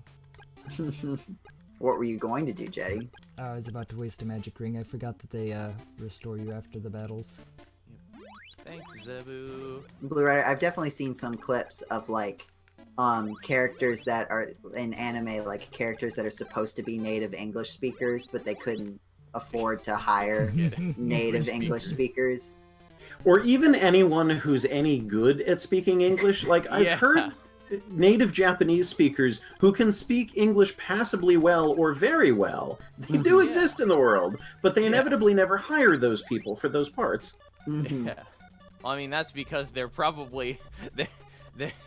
They're rare enough that they can charge lots of money, probably. So it's just like, the ones who are willing to do voice work. Either that or the voice director can't tell the difference between passable English and not passable English, because at the end of the day, their main primary target audience is Japanese people. So they probably. What were you gonna say? I was just gonna say, I think that's a fruit of Ripun. That will turn you out of being a mini monster, which is super, super important to have, because I don't think your recover magic takes you out of that. Maybe it does. Yeah. Or restore, whatever that is. Let's see. I feel also, I could be wrong, but that's one that stands out to me for some reason. Fruit of Repun. What? Some of these names. Oh, you can ditch the Lysis plant, because you can't be paralyzed now. Alright, okay. Third one. Oh, that's a good point. We can't talk about funny anime voice acting things without mentioning the Ghost Stories dub. Oh man, have you guys seen that? Oh man, the Ghost Stories dub. Not necessarily. I will note, not necessarily appropriate to listen around friends and family. No, not family friendly, but it's. Oh man. I think I saw somewhere somebody did like an explanation of the backstory behind what led to that production of that dub. I don't really remember it, but that is basically the show did not. I think that the short version that may be glossing over. That wasn't a dead end, Jeddy. Yeah, details. I just wanted to see if there was anything past it. Oh, okay. Was the show did not perform very well in Japan, and so they didn't expect it to do very well in America. And it was when the rights were purchased, it was like in a bulk deal. And so usually when there's an adaptation, like there's all these like restrictions that come, like here are things you can and can't change. And the people involved were like, we really don't care. Like, we don't really think that this is going to do well anyway. So you just can't change the character names, and you can't change the names of like the ghost monsters things. And so then the team just at first, I think they treated it more like a normal dub. Like if you just watch the first few episodes, it doesn't seem that outlandish. But then as time goes on, they start taking more and more liberties and more freedoms with the characters, and they develop like completely different personas for certain characters, and it gets pretty off the rails. You can watch like tons of compilation videos of like best moments. I've never watched like the actual episodes themselves for the most part, but because I think there are still moments in the first couple episodes, but I think as it goes on, it's more and more apparent. Like it becomes more and more just like a free for all. Like I think there's one point where like there's certain lines where it's like, wow, these are the fastest lip flaps I've ever had to dub, and that's just the line. And then there's certain parts where the character and it like matches the lip flaps, but like that's it. Yeah, they were like, well, we gotta match the lip flaps. I don't care what the line just goes. Okay, blah blah blah blah blah blah blah. Yeah, it's really interesting. It's just basically it's it was also just somebody just having fun in the voice acting booth. Really, there is well, like, hey. I think I saw an interview with I think the equivalent of the creative lead for an localization, talking about like how he did, like at a certain point at least, he did start spending time like putting together the scripts, and like then also there was a lot of improv, but like he was like putting it to, at a certain point he started like putting it together in this format like more actively instead of just like improv throughout the whole thing, and that he also thinks that it was like a really fun thing. It's also interesting because like these were like, at least at the time, and I only say that just because I don't necessarily keep up with this sort of thing right now, but like just like random, this wasn't just like a random production of like you know, entry level, don't have that much history, like dubbing actors. Like these are like, a lot of voices will be very familiar to you if you are familiar with other dubbed shows from that era of animation and localization. Like I'm pretty sure one of them is the person who does the voice of Amy Rose in the Sonic X show, for example. Oh, really? Which is, wow. I think it's true. I haven't verified it. Don't take my word for it. But I'm pretty sure. Sonic X was like my childhood growing up. Like, I love that show so much. Which I only found out later that basically the first season of that show, I think it had 2 or 3 seasons, but the entire first season was loosely based off the plot of Sonic Adventure 2. And I think that was the second season. I could have sworn it was the first. Shadow, like it didn't start out that way, but one of the first episodes was him like having to bust out of like Prison Island or something. There is definitely a part. I don't remember if it's season 1 or season 2, but there's definitely a part where they go through the plot of Sonic Adventure 1, and then a part where they go through the plot of Sonic Adventure 2. And that's when they get, like, Shadow enters the story as he does. And do they ever explain how Shadow is in the real human world when all the other Sonic characters are from an alternate planet? It's been so long. The only thing I still remember from that show actively is, like, I think one of the final episodes, but also this one line from one of the first episodes, which is where the police have these like super fast like Formula 1 cars. Yes. And then they're chasing Sonic. He hops on the roof, and one of the cops says, "Hey, you, this is getting dangerous. What happens if kids start trying this?" And then Sonic turns to the camera and goes, "Kids, don't use Formula 1 race cars to chase hedgehogs," and then hops off and runs away. That was that's still one of me and my family's favorite lines from any like TV show. Sorry. Having a good time, Jeddy. Oh, and I get to. Are we completely alienating you and Nathaniel right now with our discussion of the Sonic X television show? No, I just want to point out that I survived with 1 hit point. Good job. Yeah, I was watching. I was like, whoa. Oh yeah, because you're all out of MP as well, so you can't refresh. I do. Well, you can technically refresh. You'd get like a bar or two. Yeah.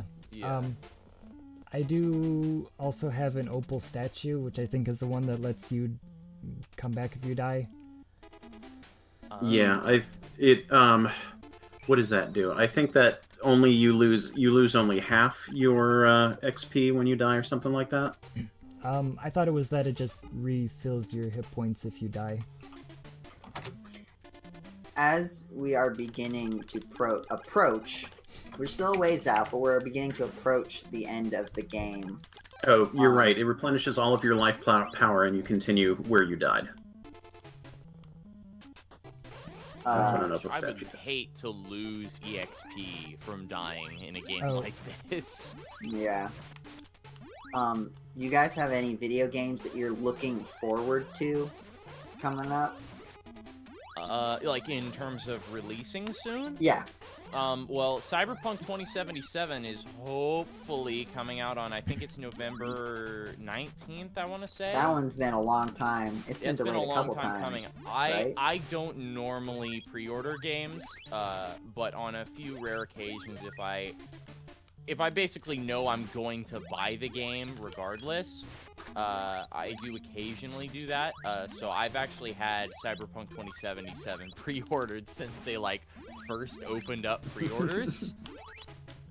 So I'm really excited for that. As for everything else, I know like the PS5 and Xbox Series X are gonna be getting pretty close to releasing, like in just a couple months, I think. Are you excited about that? Because I am finding myself having trouble being excited for that. Also, here's the thing. I've actually I was very much a PC gamer for a very long time. I started out with handhelds, like Game Boy Advance was my first game system. Then I found my grandmother's like old NES in her attic, or basement rather. And I played that, and I had a lot of fun on that. But when I really got into computers and programming and all that stuff, I spent most of my time playing computer games, all that stuff. So I bought most of these games on PC. But lately, I've actually been doing a lot of console gaming. I got Horizon Zero Dawn on PS4. I think you want to go up and across the elevator. So go left instead of right, Jeddy. Or should I be going back? Yeah, you go back up, because you want to be upstairs, ultimately. Oh, wait, I don't want to... This is where you fall if you're doing poorly. Okay.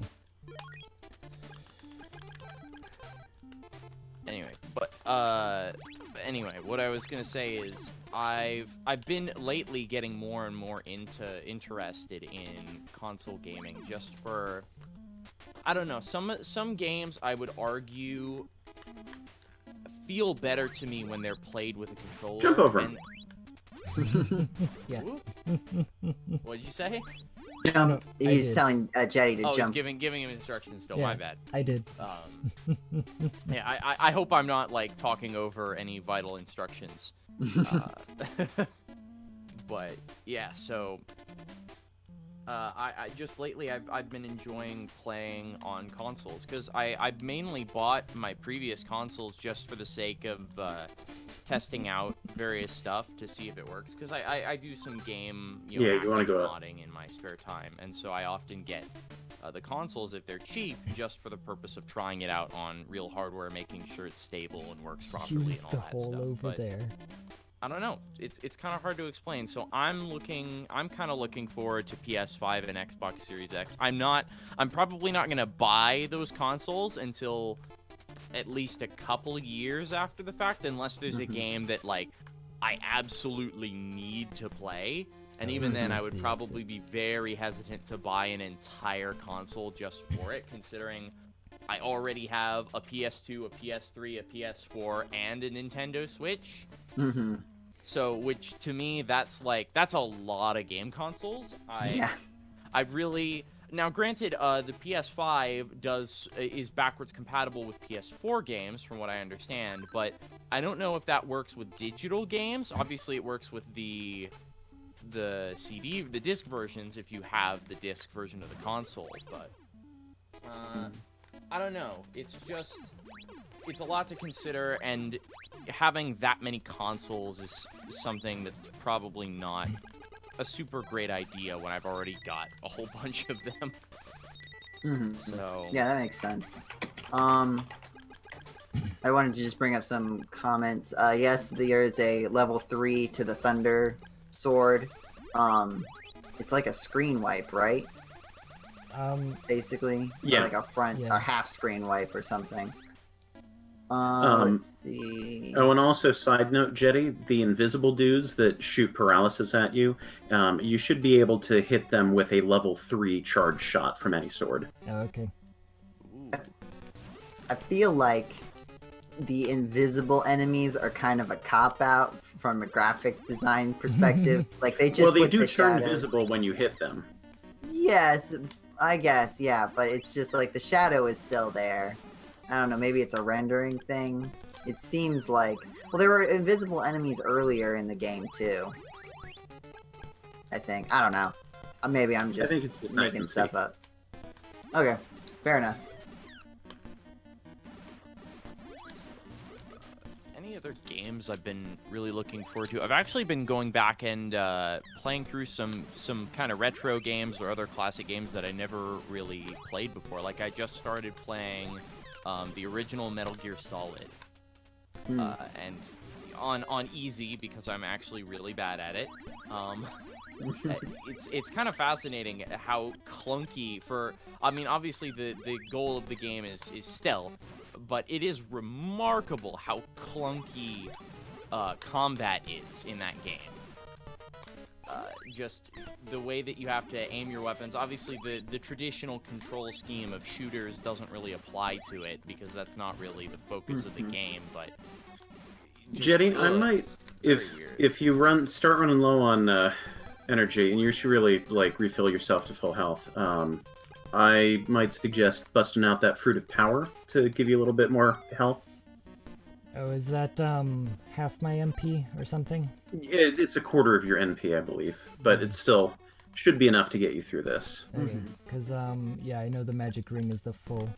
I'll go ahead and use it just to be sure.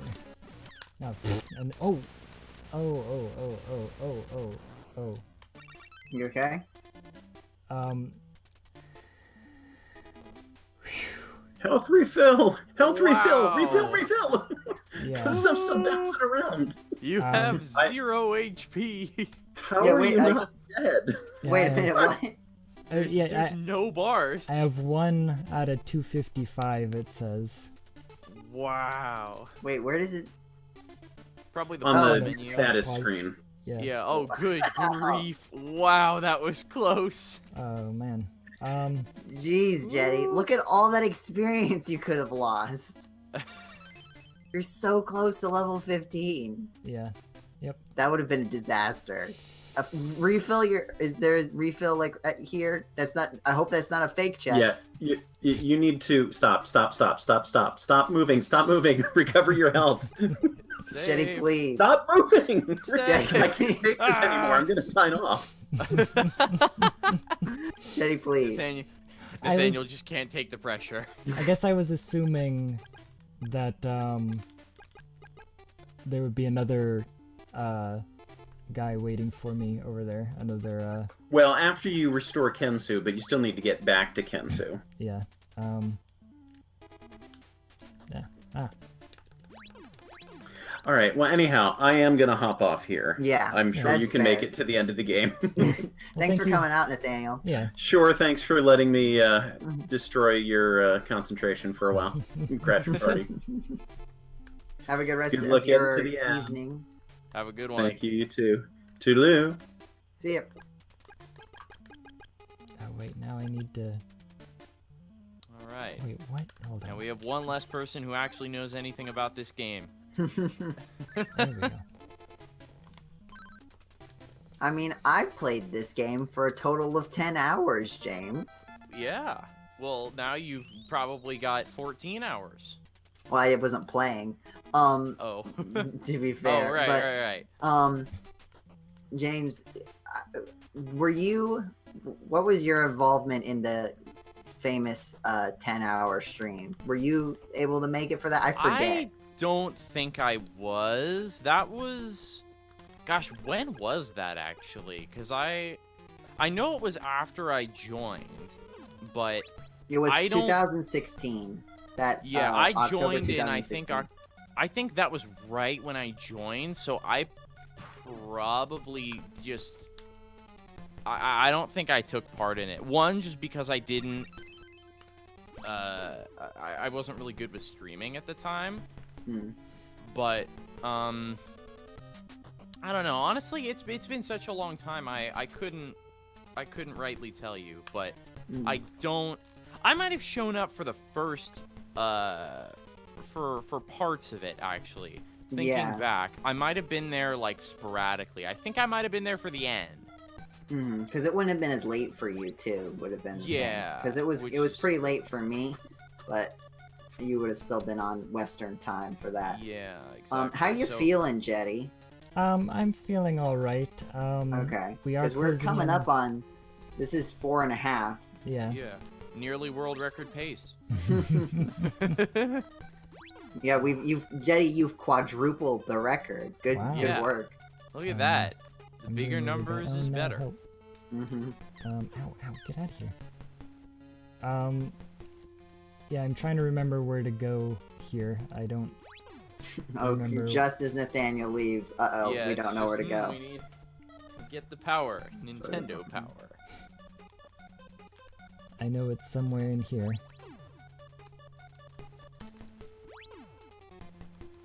If I may, I want to bring up something I mentioned in chat before I came in here. And that was the idea. I guess this is really more of like a staff question, but I saw a couple people in chat mention it, and they found the idea interesting of taking a classic game that one person or just a game in general that one of us is familiar with, and then teaching it to someone who's never played that game before. I think that's a really interesting concept. I don't, obviously I've had trouble just keeping up the one series on YouTube that I'm currently working on. I think it's been a month now since we last uploaded an episode of Danganronpa.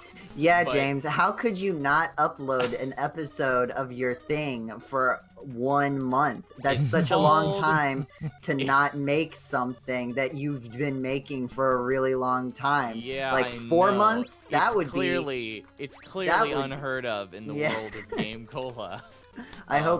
I hope my tone is conveying the fact that I am referring to you are my absolutely 4 serious. months.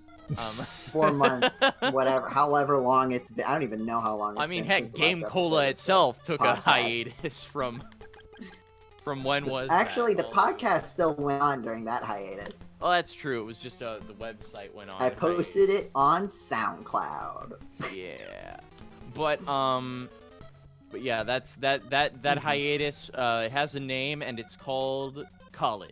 Yeah, no fair. I mean, that's basically. Specifically, I've transferred. For some you go. background for anyone who cares to hear about it, I just transferred to a I transferred from a community college to a full-blown state university. Okay. So getting used to that, not only that, but also being fully online. Just getting used to that is just absolute. I swear, classes not in person feels like more work than classes in person. Like, it's crazy. And the last couple weeks I've been studying for midterms because our midterms are staggered. Probably not by design, but just by happenstance. All the classes I'm in have had their midterms kind of staggered.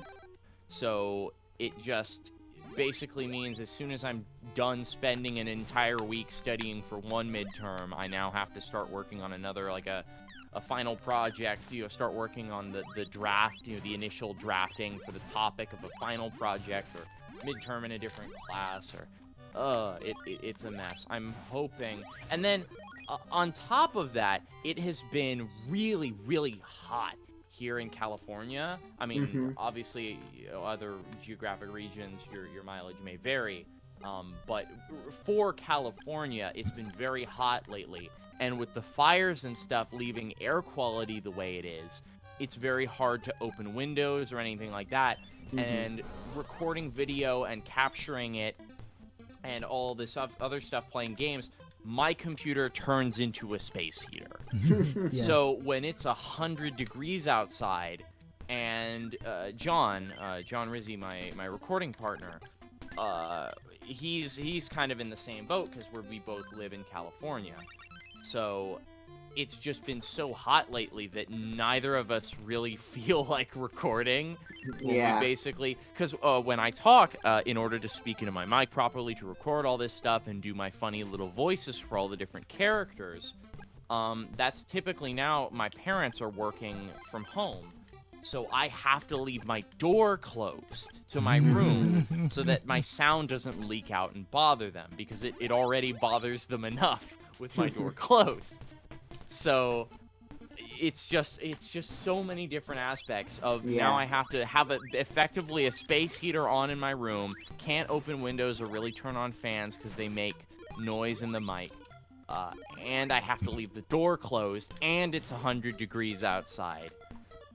Just so many different aspects make it really tough to want to get up and do all the stuff for recording, on top of the editing that I have to do after the fact, which I'm also learning a new workflow because now that I'm working fewer hours. I apologize if I'm going on a bit of a rant. You can stop me whenever you feel like. James, we have so much time to fill. That's true. We are. Please continue with any topic that you can talk about for an extended period of time. Oh, all right. You're gonna wish you didn't say that. I've edited you on the podcast. You're correct. I may. See, I know myself. But anyway. It does. I don't have too much more to go on that. Yeah, it's fine. Here we go. But I'm recently learning a new video editing software. So because I'm working fewer hours due to the pandemic, I'm trying to cut down on spending. Previously I have a couple people I support on like a Patreon and that sort of thing. Monthly subscriptions to a few services. So I've been really trying to cut down on that, to cut down on my spending. And one of the things the first things I looked at was Adobe software. I am paying the student license for their Creative Cloud because students, if you want a student discount, they only offer that student discount on their most expensive plan, which is all of their software, which starts at $20 a month, and after the first year it bumps up to $30 a month. Which I was like, well, maybe I could just cut all the other services and go with the non-education pricing for just the video editing software that I use. But no, it just so happens that exactly matches the exact same price per month, $30 a month. Which is really frustrating because I only need the one piece of software, but if I want to get education pricing, I have to pay for 15 other pieces of software that I don't use. And even just going with non-education pricing doesn't get me a better deal. So I went, you know what? I'm done with it. I do have Sony Vegas, which I paid for, but that software has poor acceleration for the rendering, which is the final encode of the output video that you can then upload to YouTube or wherever.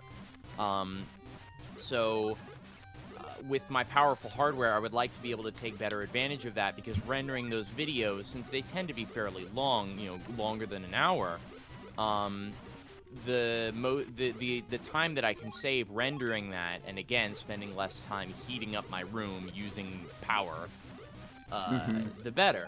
So I canceled my full subscription to Adobe, just dropped everything. Which, if I ever do need to go back and see the old video projects for those Danganronpa episodes, I will have to either buy the subscription or just re-edit the videos from scratch, which is one of the reasons why I do keep all of my raw footage wherever possible. That's something I am both proud of and not proud of. Proud of because it means that I can, that in, any case scenario, if I need to redo a video episode, if it gets like some kind of content strike or anything like that, or even just a compilation, I can always go back and see stuff, even if I cut it out of the final episode. But the downside is I need to buy hard drives constantly. Yeah, I recently bit the bullet and started going through the old GameCola podcast files and deleting like everybody's individual audio tracks for certain things. So I keep and maybe even the project files for some of them too. But like I always keep a backup on my computer of like the actual like podcast in case something happens with the FTP. The final one. But I went back for some of these old ones. Like, I'm never gonna go back and like deal with this. I think I still have the Vegas, because I do a final export in Sony Vegas, which is where I put all of the I put like the what is it? The music in. If I'm gonna add any like musical cues, like in a hacks and slash in particular. I do all of them adding the music in Vegas just because the timeline works better for that than Audacity. And then I put the still image over there. So I forgot what my point was. What were we talking about right before that? We were talking about storage space. Oh, right. So yeah. So I think I still have those files, so I could go back because sometimes I like little bits that I considered using for the coda, and I've always thought like maybe I'll go back and look and see if I any coda bits that I didn't end up using and put them in. But as of yet, I have not done that. So I went back. Go ahead. I mean, that's the end. Like I also wrestle with like how much of this stuff should I keep for like safety and how much is like I need to delete these files. I'm too paranoid about it, so I have an external hard drive that has a capacity of 10 terabytes.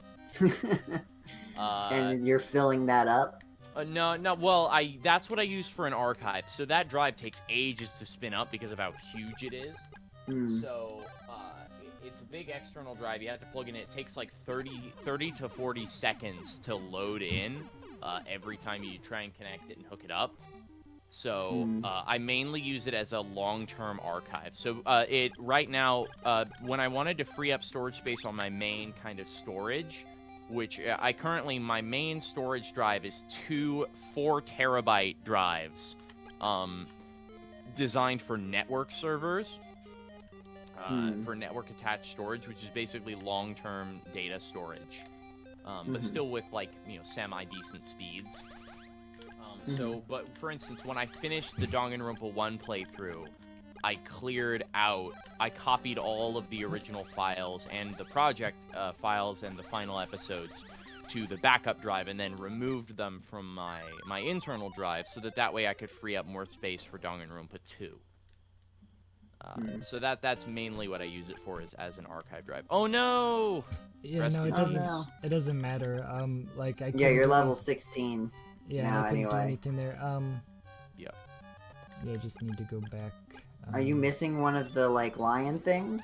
Yeah, I think I need to go here and go get the bow from the top of the thing. I just need to remember how to get there. I guess while I'm here I can get the psycho armor. I think before I got onto the topic of storage space, I was going to talk about the new software I've been using. It's DaVinci Resolve. Is that a video editing software? Video editing software, yeah. It's technically professional software, but individual users don't have to pay for it. It's mainly meant for commercial licenses or commercial, like... Well, mainly meant for business licenses.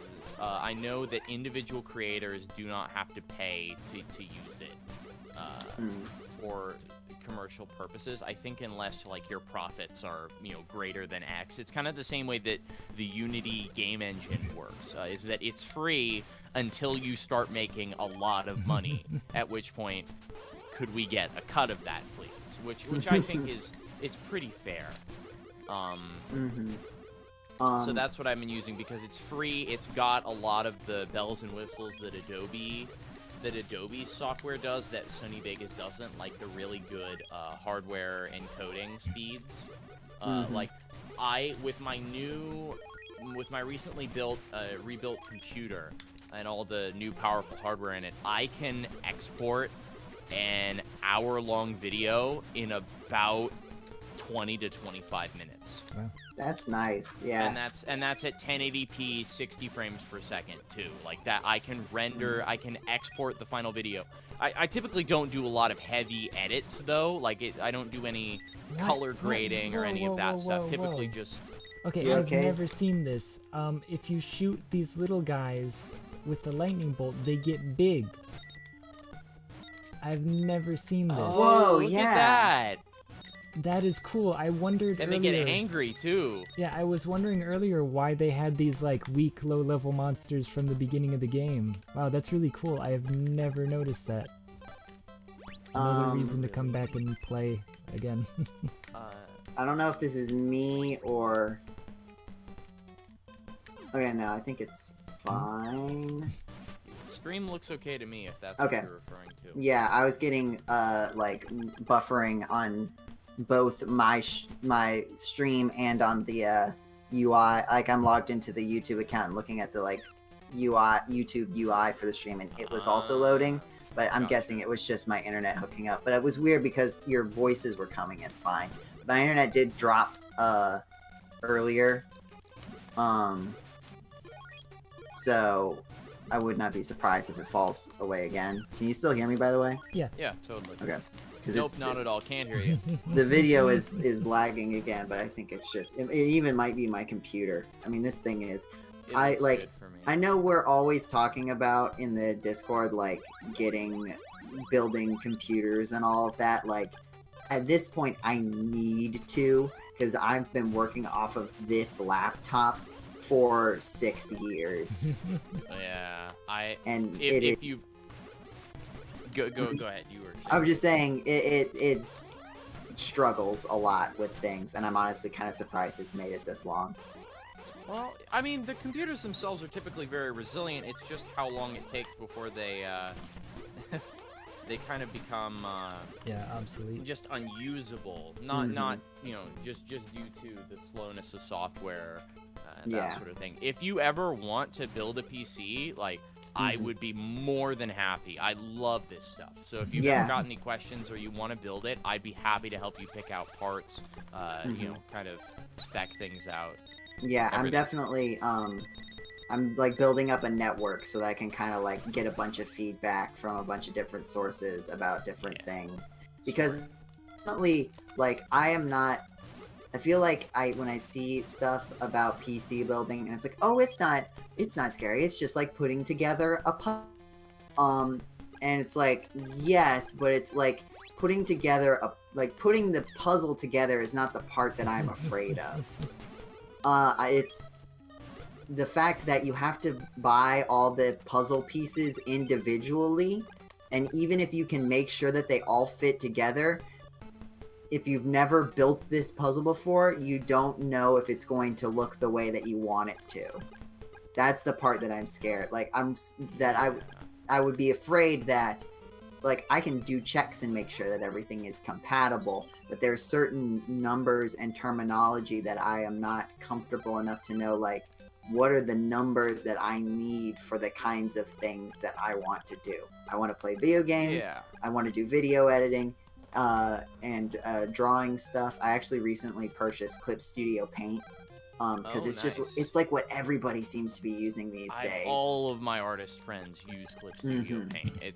And they were like raving about it because it was on sale very recently, like on a real big sale, and they were like, "You gotta buy this." That's when I bought it. And it, like, there's like a simple version and a more expensive version that lets you even do like animation. With the cheaper version, you can do like short animations, like 1 to 3 seconds, depending on the frame rate that you pick. But I figured I might as well test it out with just drawing, because that's what I use. Like, I've been using GIMP. I don't know if it's GIMP or GIMP. Okay. I believe it's pronounced GIMP. So like getting into a workflow with that and seeing if it works well for like podcast thumbnails and stuff like that. Be interesting, especially because we recorded. I'll show my hand is the phrase. Reveal my hand a little bit and say that we've actually had a hacks and slash recorded and first pass edited. I've edited all the audio together, like an episode of the GameCola podcast where I've gone through and I've like removed technical difficulties and long pauses and stuff like that. I still need to add music, but I also have a very particular idea for the thumbnail that I'm excited to put together. But it's more intensive than the thumbnails I usually, even the ones that I like. The Shadow the Hedgehog and the Mystery of Pokemon Mystery Dungeon is probably the best and most advanced piece of visual artwork I have ever created. And I want to go a little bit beyond that even with this. That's, and then like I've been super busy. So that's on my list of like podcast things to do now that I have free time again. I know what you mean, though, regarding you don't know which numbers you need for which kinds of tasks. That's a really, I would say, one of the most important parts to consider when building a computer. So for instance, my current specs, my computer is honestly pretty overkill. I saved up for quite a while to get it. So it's got 8 cores, 16 threads, which is a lot. It's got 32 gigs of RAM, which is a lot. And it's got I think the second most powerful AMD graphics card in it that they have available for sale. The other one isn't actually available for sale anymore, so I guess you could say it is their most powerful normal GPU. And a lot of that is, again, because video editing. So video editing uses, typically when you export the video, it accelerates that process by leveraging your graphics card in addition to your CPU. Although in a few cases, oh no, you've been transformed. Yeah. Yeah, and in a few cases, your GPU can cause you to transform into a slime, but it's a minor side effect. So GPU is often very important, although it's also very important for gaming. You've been tempura'd, says Eric. Also, Blue Rider, thank you for the compliment on the thumbnail. I'm very proud of the Shadow the Hedgehog and the Mystery of Pokemon Mystery Dungeon thumbnail. That was great. I love that one. I put a lot of effort into that thumbnail. Yeah. Even though like I feel like I like the because I think which ones did I do for season 2B? I put together the Rise of Paridi. I do like that I think that is a good thumbnail, but that was more like image assembly. I was using the stills from the Smash Brothers in Smash Brothers, the Kid Icarus characters do the like, you can use them to do like the character descriptions where they'll do like little bits, and they have their character portraits come in like in the 3DS game, but in Smash Brothers, those 3D portraits are much higher quality. So I use that to construct that thumbnail. And I do think it's a good enough thumbnail that people click on it. Like, that of Season 2B, Rise of Paridi gets the most clicks. I think Shadow the Hedgehog has more watch time. Oh, weird. Even though it is shorter, actually. But Rise of Paridi gets a lot of clicks. I think also because there are people who are interested in the ship named Paridi, and we're like one of two options for content in the YouTube space, I think.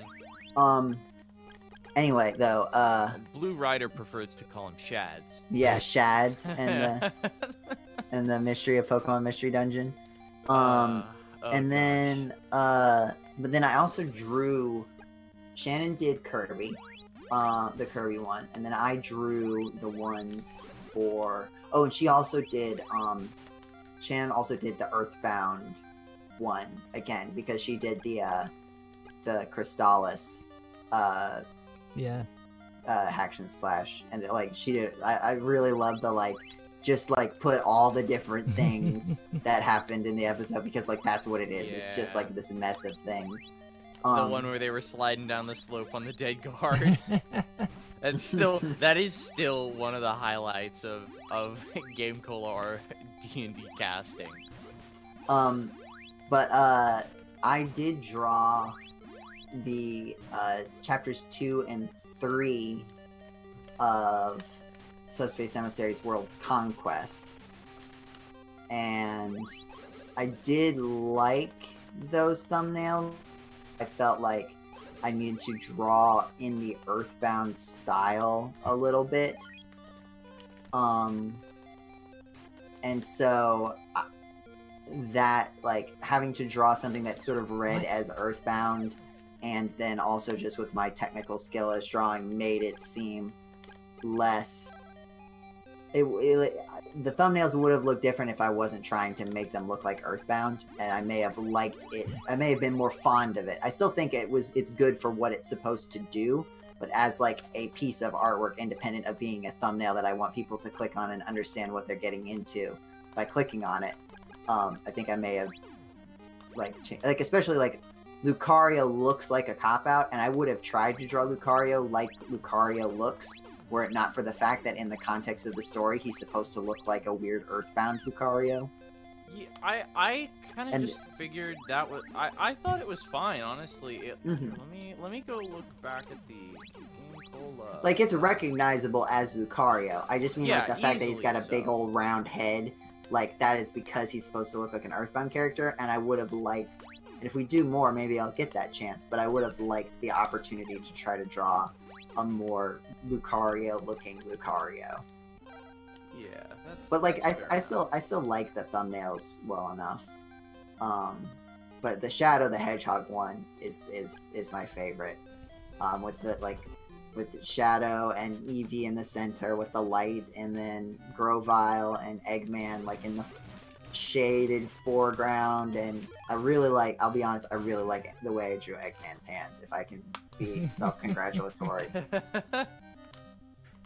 Yeah, Jeddy, you doing alright? You've fallen down a couple times, and I just want to know how you're dealing with that emotionally. This dungeon looks like a pain to have to You just try to teleport away and then realize you don't have enough magic power to do that. Well, also, I wasted a Fruit of Rapun. And it's like, it's to the point of I might as well just load the game from where I haven't wasted all that time.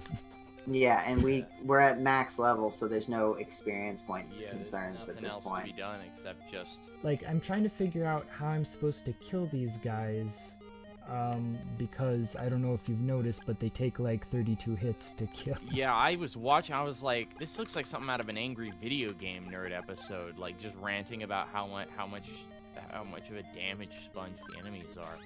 What were they thinking? What were they thinking? Yeah, exactly. But yeah, we've got some like Sonic the Hedgehog 2 enemy placement here, just putting them right on the edge of big pits. Well, we're at the end of the game, and they really don't want you to finish this video game, so... Yeah, well, I mean, again, it's very classic, very classic game design. Just put a bunch of really tough enemies in really annoying places. Just see how long, just pad it out. You know what I can do? I know what I can do. I don't know why I'm Can you paralyze them? Actually, that's a good question. No, I was just gonna fly over the pit. Oh, well, I mean, yeah, that's a good point. You can probably do that, but maybe if you can paralyze them and then just walk by, just kind of neutralize them rather than have to spend all that time defeating them. Yeah. Let me Also, see. just a minor, like, as kind of a video quality nerd, I noticed there's some aspect ratio artifacts in the video. Is there?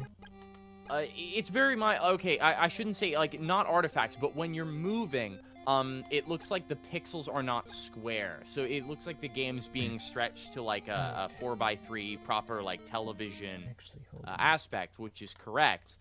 But it looks like the pixel, the way it's doing that, there's no filtering for the pixels. So when you say move left and right, there's almost like a grid. No, I mean, there is a thing in the system there that lets me do stretch or not stretch, and it's on. What is this, by the way? What is this emulator?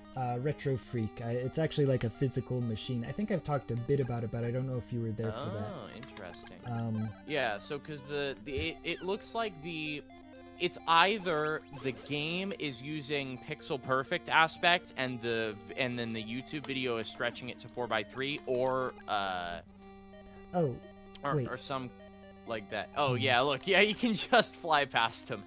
Yeah. It's super minor. Don't worry about it at all. It's just a very minor thing that I pick up on. Yeah. No, because I've delved really deep into the rabbit hole of retro game visuals, making them look as good as possible. But for instance, if you look at that kind of crisscross pattern on the floor, wait. Oh no, as you move like up and down or left and right, you'll notice that there's sort of like a vague shimmer effect as the screen scrolls, especially when we're scrolling up to see a boss. I'm trying to remember, actually. I think I need the Bow of Truth, and for some reason I don't have it. Joseph, wow, this guy does a lot of damage. Joseph, can you look up if I'm supposed to have the Bow of Truth right now? I can try. My computer... Actually, James, can you do it? My computer is struggling for some reason. Sure, no problem. I'm pretty sure I'm supposed to just have the Bow of Truth, and I was supposed to, like, run in and use it on him. My web browser has just decided to stop responding. So, we'll see if it figures itself out. Yeah, I'm pretty sure. Oh, no. Alright, Emperor Dragon, you just need the power ring for the Thunder Sword. No, I need to use the Bow of Truth on him first. Oh, yeah, sorry, that's true form Emperor Dragon. Yeah, use the Bow of Truth to reveal his true form. Yeah, and then you need the Thunder Sword.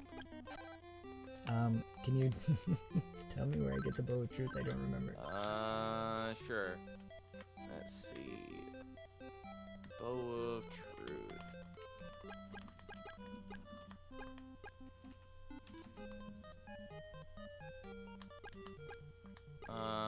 Let's see.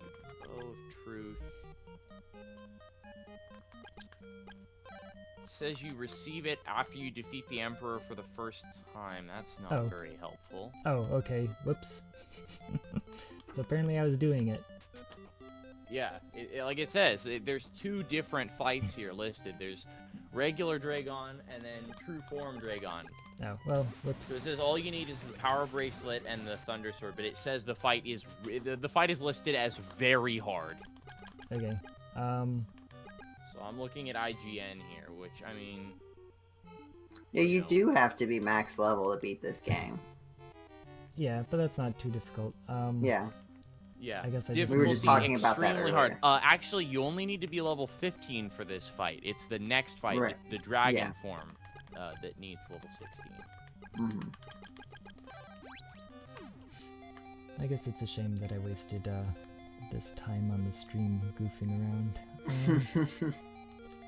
Well, we're at 5 hours, which is... I think we just ticked over. Yeah. Mhm. Well, that's not so bad. And also we're like pretty close to the end of the game. How is the fans holding out? We're still getting comments, and like the... Chat's a little slow lately, but still coming in. Yeah, and we we've still got plenty of people watching, Yeah, 13 people watching, it says. which is like double what we usually have, to be honest. Yeah, That's pretty good. just goes to show. So- Listen, our fan base, they love Crystalis. I think that's actually legitimately, like, there's a non-negligible number of people who found GameCola through our various Crystalis content. Like, I think someone said earlier, like, we do kind of have the market cornered on, like, accessible Crystalis content.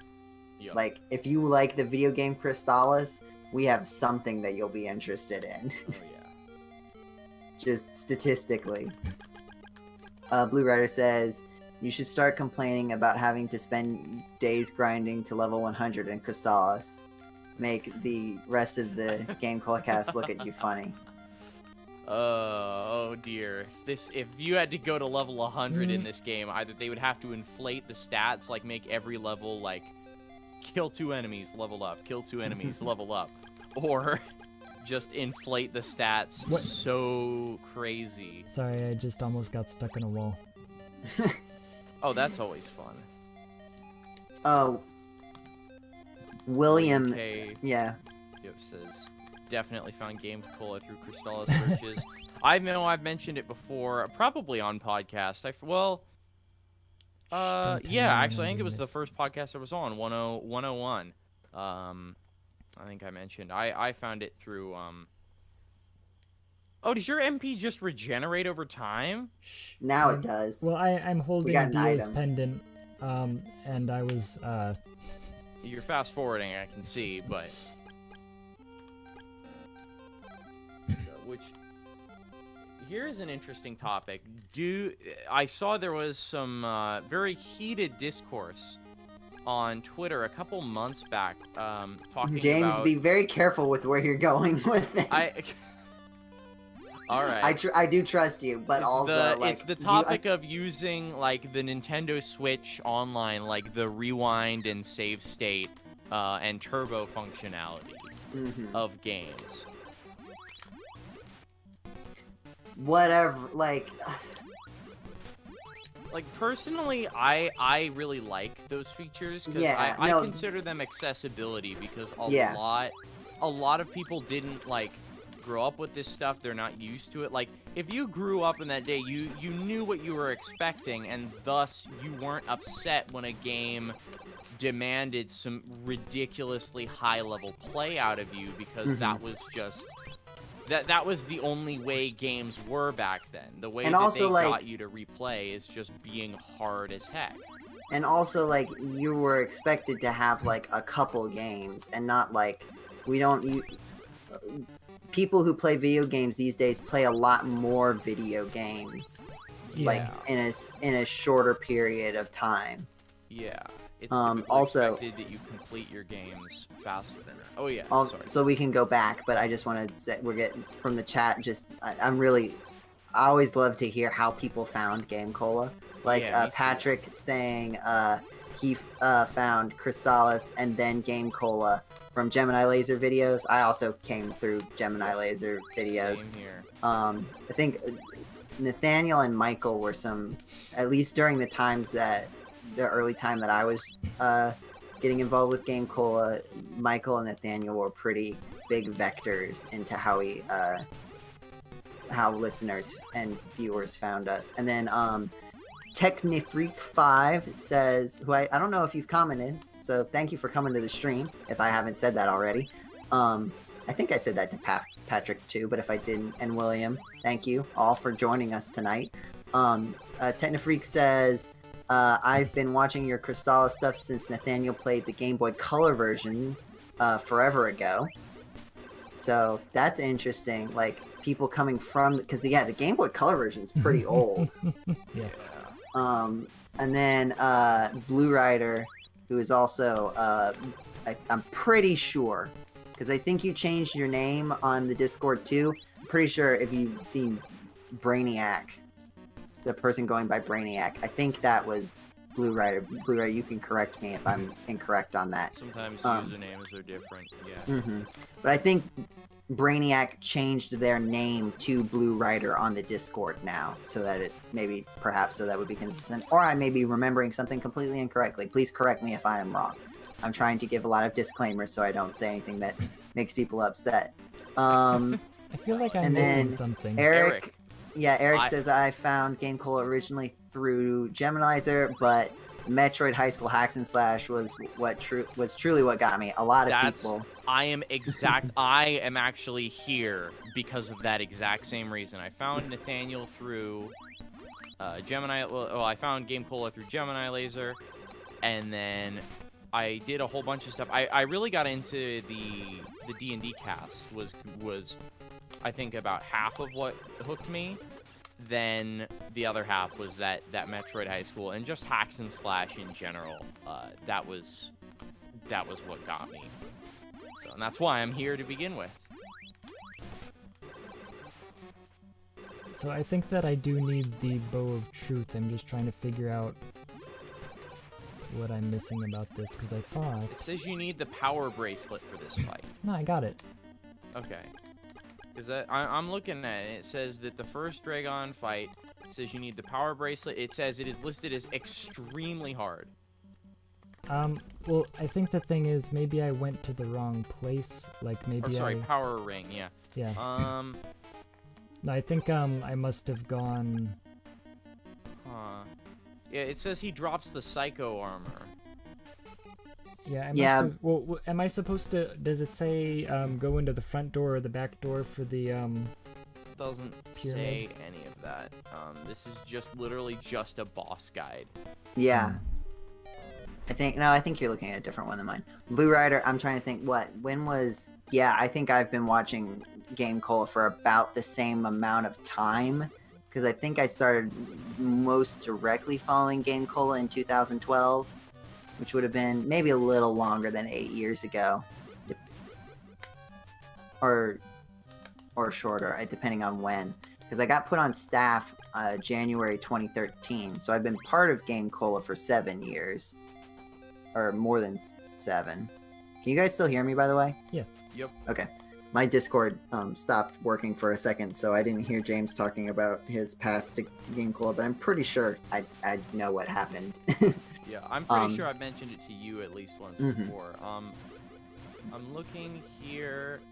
Dragon, yeah, it says level 15. Yeah, this form here, it says you need level 15 plus the power ring, only weak to the thunder sword, drops the psycho armor. That's all it says. Did you beat him?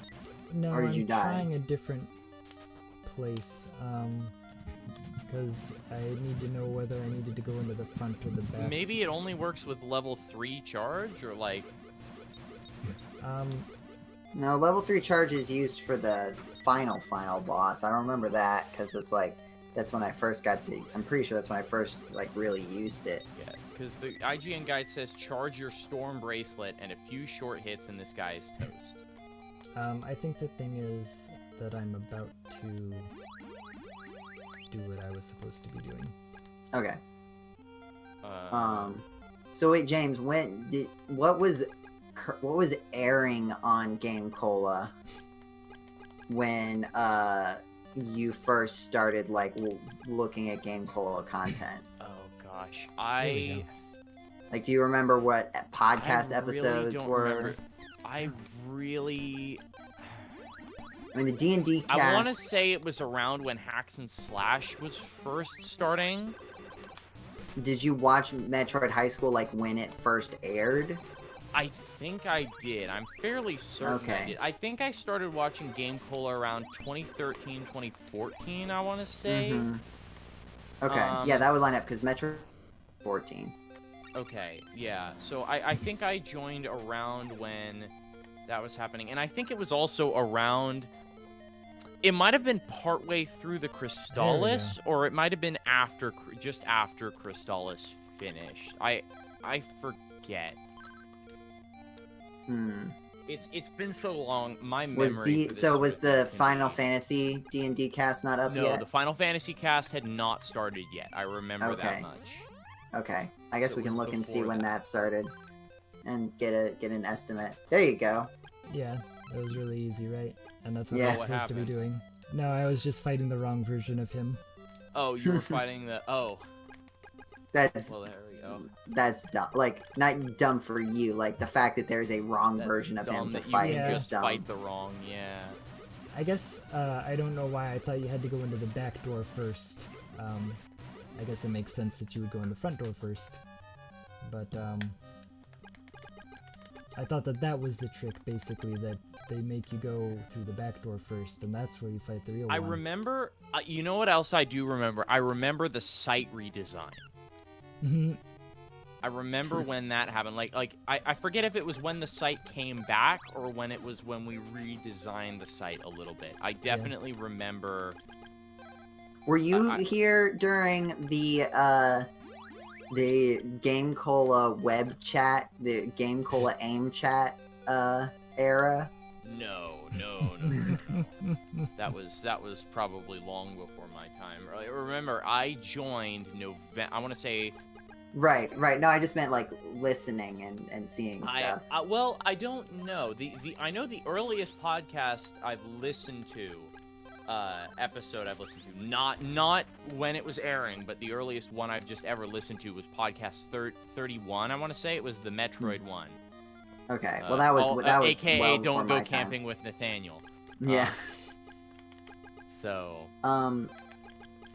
McBall posted in the Discord again because McBall said that they can't use their real actual name. So McBall says, I came to GameCola via Michael. I watched his Nancy Drew walkthroughs of the games when I was a kid. He originally posted the first Nancy Drew D&D cast on his channel, and of course I listened to it and loved it. Later I started watching Anna stuff back during her Hatful Boyfriend LP, and she has a playlist called Stuff I'm In. And of course, there was a podcast she was in. I started listening to them, and the rest was history. So it really is like the stuff that people, like that other GameCola staff members do, like outside of GameCola directly, tends to like draw people in, and then they find the rest of GameCola through that because there's associated content that has them in.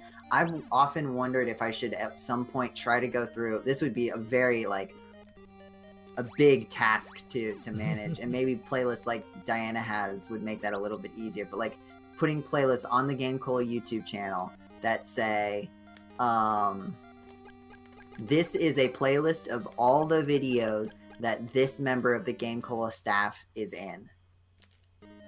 And so it's like, oh hey, I came here from seeing Nathaniel's videos. Well, here's a playlist of all the videos that Nathaniel's done, and that will hopefully give you exposure to other members of the GameCola staff. Because, like, that's the appeal, I feel, of GameCola, is, like, a bunch of cool people who are cool individually, and then also they do stuff together.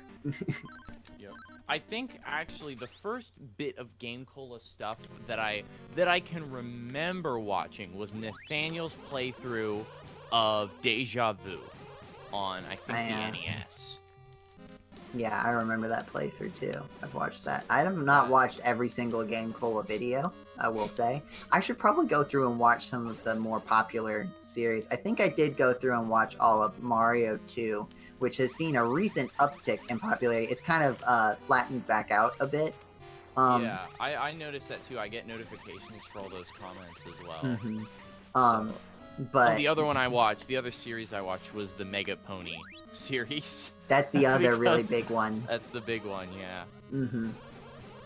Mega Pony is our like most watched series. Even it's 3 videos, but they're like at the top. I think on like a month-to-month basis now, individual videos from the Mario 2 will get more views than the Mega for like that month. But like generally speaking, Mega Pony has a lot more views. Though I think the whole playlist of Mario 2 probably has more views than the whole playlist of Mega Pony, just because there's so many more videos, and those videos are only like 5 to 10 minutes long. Technofreak says, I started watching GameCola when all of the playthroughs of Deja Vu started getting uploaded because I was interested in the versions besides the Game Boy Color version I had. So that's interesting. There's some people here in this stream who have been around for a really long time.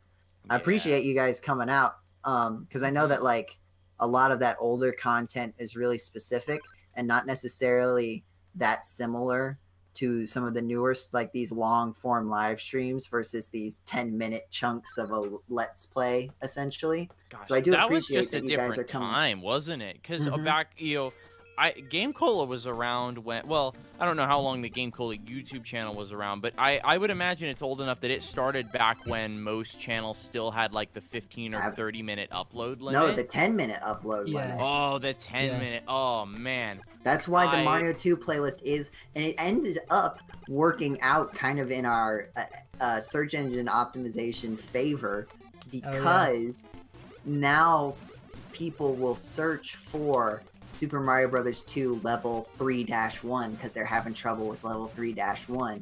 And because we've separated our playthrough into the individual levels, when someone gets stuck on an individual level, it's actually really helpful. And my understanding is it's actually really helpful for them to just have that one level that they're interested in getting contact for. Yeah. Also, are we on the robot? Are we on the big robot now? We're at the end of the game. We're on the flying tower. I like that we're at the end of the game, everybody. Oh, that battle's so difficult, and then I like had the easiest time with it. I just spammed the level 3. Yeah. Also, this is the part where like I'm not listening to the audio because otherwise I'd be hearing your voices again. But isn't this like where the music is like weirdly like it's like a tonally distant? Yeah, it's like, oh yeah, hey, we're and like this thing is supposed to be like trying to destroy. Is this thing like actively destroying the world while you're on it, or are we just here to prevent it from doing it in the future? Yeah. I think it's there's no real urgency because it's here to oppress evil forever. And the thing is that so you just missed the part where it's revealed that Azteca, the guy who's like the leader of the wise people, he died, and surprise, he was Dragon all along. It was his evil thoughts that made him yeah, that's the part that doesn't make any sense. I mean, back in the day, a lot of these stories didn't make a whole lot of sense if you really put them under a microscope. Was this the part that you felt like made a little more sense with the additional context of the actual Japanese text? Yeah, they did have some additional explanation of what exactly was going on, or that some of the translation made a little more sense, or the act of translating made it make less sense, basically. Yeah, this part where they're explaining what happened. You were both part of a team of scientists who created this tower. As the most critical link, you were preserved to witness our future race, to judge if there's hope for humanity. When the tower began operating... Are you reading this right now? Yeah, remember, he's a little ahead. Oh, yeah. His voice my stream, I think, is a little further. On the screen. Yeah, I completely have this memorized. I thought you were talking about the translation. I thought you were remembering your translation of it. When his the tower... translation, he was meant to watch over humanity, see if they could translate properly. Yeah, Blue Rider, the video versions of the Secret of Mana RPG casts are behind the podcast itself, just because I think I also noticed, they are behind, but also I think I noticed that the playlist doesn't actually have all of them, so that's what they're referring. They say the playlist. I see. Which we can go and tweak that. If you want to do that, just because my browser is not behaving well right now. I got you. Switch account, gc.net. I think I was curious if you'd be able to do it from your. or are you using that functionality right now? No, I with my account, I can now just switch account. I can just switch to gc.net, open up YouTube Studio in the same browser. I see. So, Okay. I also like the thought of as James is here saying, okay, switch account, log into gc.net, he just starts like saying the password. Yeah. Social security number. All right, let's see. The password is. The password is the GameCola password number 157. Yep. We change it every day. You'll never be able to guess it. What a coincidence. That's the same as the. Yeah. Wow, that's incredible. That's exactly the same combination as on my luggage. Yeah. I did like for a while. Oh yeah, the RPG Cast playlist only has 5 episodes. While I was on IRC, I remember I told people that my password was unguessable. And then, and then that was your password was the word unguessable. That's pretty great. That's like that reminds me of the pictures where someone says, "Be careful about your username because it can't be changed later," and then someone like makes it changed later. Yeah, it's like, nice. Don't tell me what to do. Yeah, you can't tell me what to do. All right, channel dashboard. Let's go to videos. I'm interested since we have so many like long-term people. Although I'm also interested if you're a newer fan too. Like, I appreciate everyone showing up to a stream that shows up to a stream. Like, it's really cool that we get to do that. We can do this, and that people will show up and we can talk to people with this. I'm interested in like in terms of like if you're an older fan, if there's any like newer. I'm curious what newer GameCola content appeals to the older fans. Oh, yeah, that's a good if that question. makes sense. Though I'm also interested, like even if you're a newer fan, like what sort of GameCola content do you find yourself like listening to the most? Like hacks and slash. I know hacks and slash is big with most of our fan base, and I know that it's in high demand. It's just it is. That and the RPG cast are the most that it takes to get together, get everything together to make that work. But I do plan on getting hacks and slash going again as soon as I can get season 3 of hacks and slash set up. But anything like that you're interested in, anything you'd like to see from us streaming wise too, if there are like games that you'd like to see, Jeddy can pretty much play whatever you need him to on his Retro Freak. I definitely want to do some Nintendo Switch Online stuff with GameCola people. Yeah, I'm not the biggest on multiplayer games, but I'm also like I was thinking that the idea that I kind of mentioned earlier is like we take a game that someone is really familiar with, and then someone who isn't familiar with it, and kind of show them how to play. Like a friend of mine, actually, I just started recently playing The Legend of Zelda: A Link to the Past, which I've never like played or really know anything about. And I've just been playing that for the first time, and then also the Metal Gear Solid series, and all this sort of stuff. And I think it'd be... By the way, we're about to beat the game. Okay, all do we right. want to shift gears to... Wow, so we've been playing the video game Crystalis and talking about the video game Crystalis during this entire playthrough and no other topics. Also, thank you, Blue Rider, for your comment. You now have Crystalis. Here we go. It looks no different from the other. Make sure it's not the fake Crystalis, or it'll explode into a million sand. Yep. Mursa, you okay, Jeddy? Yeah, sorry, it took me a second. To remember the reference. Yeah.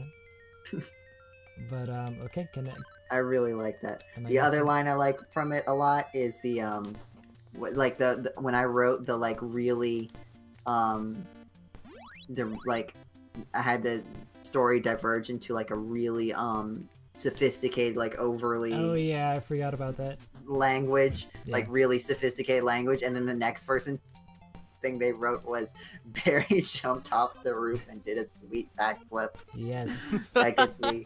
Oh, also, everyone, we needed to get on the horse. Everyone got in Yeah. the horse, and then later everyone got out of the horse. Oh man. Yes, alcohol Crystalis. Alcohol Crystalis. Also, Look at this boss battle. It is so easy. yeah. It's definitely, I feel like that is like almost a trope in and of itself in games where like you have a really hard penultimate boss and then a really easy final boss. Because we've beaten the game Crystalis time. Yeah. Time. Only 5 and 539 is my. Well, I guess I Crystalis started. is thrust into the reactor. Yeah. Mm-hmm. So I do really like this whole final level. Yeah. Like I like the clouds in the background. I like the stupid blinky computers. I like the whole discussion about how Azteca was an android that they made. Yeah, no, this is a total classic, and I beat it in less than 10 hours. Now, this legendary conflict, along with the people's despair, have ultimately ended. GC.net and Messia, two fearless youths we can never forget. Excellent work, Jeddy. Now You go did and very rest good. our heroes. This will be a Yeah, legend go forever and rest, Jeddy. It's, remembered. you have work tomorrow, I think, Oh yeah, I do. and it's 11:30. Why am I red?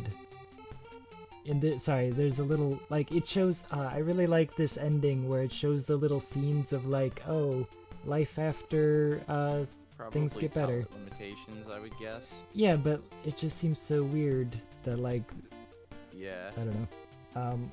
Yeah, I guess that they only have a certain number of palettes that they can use.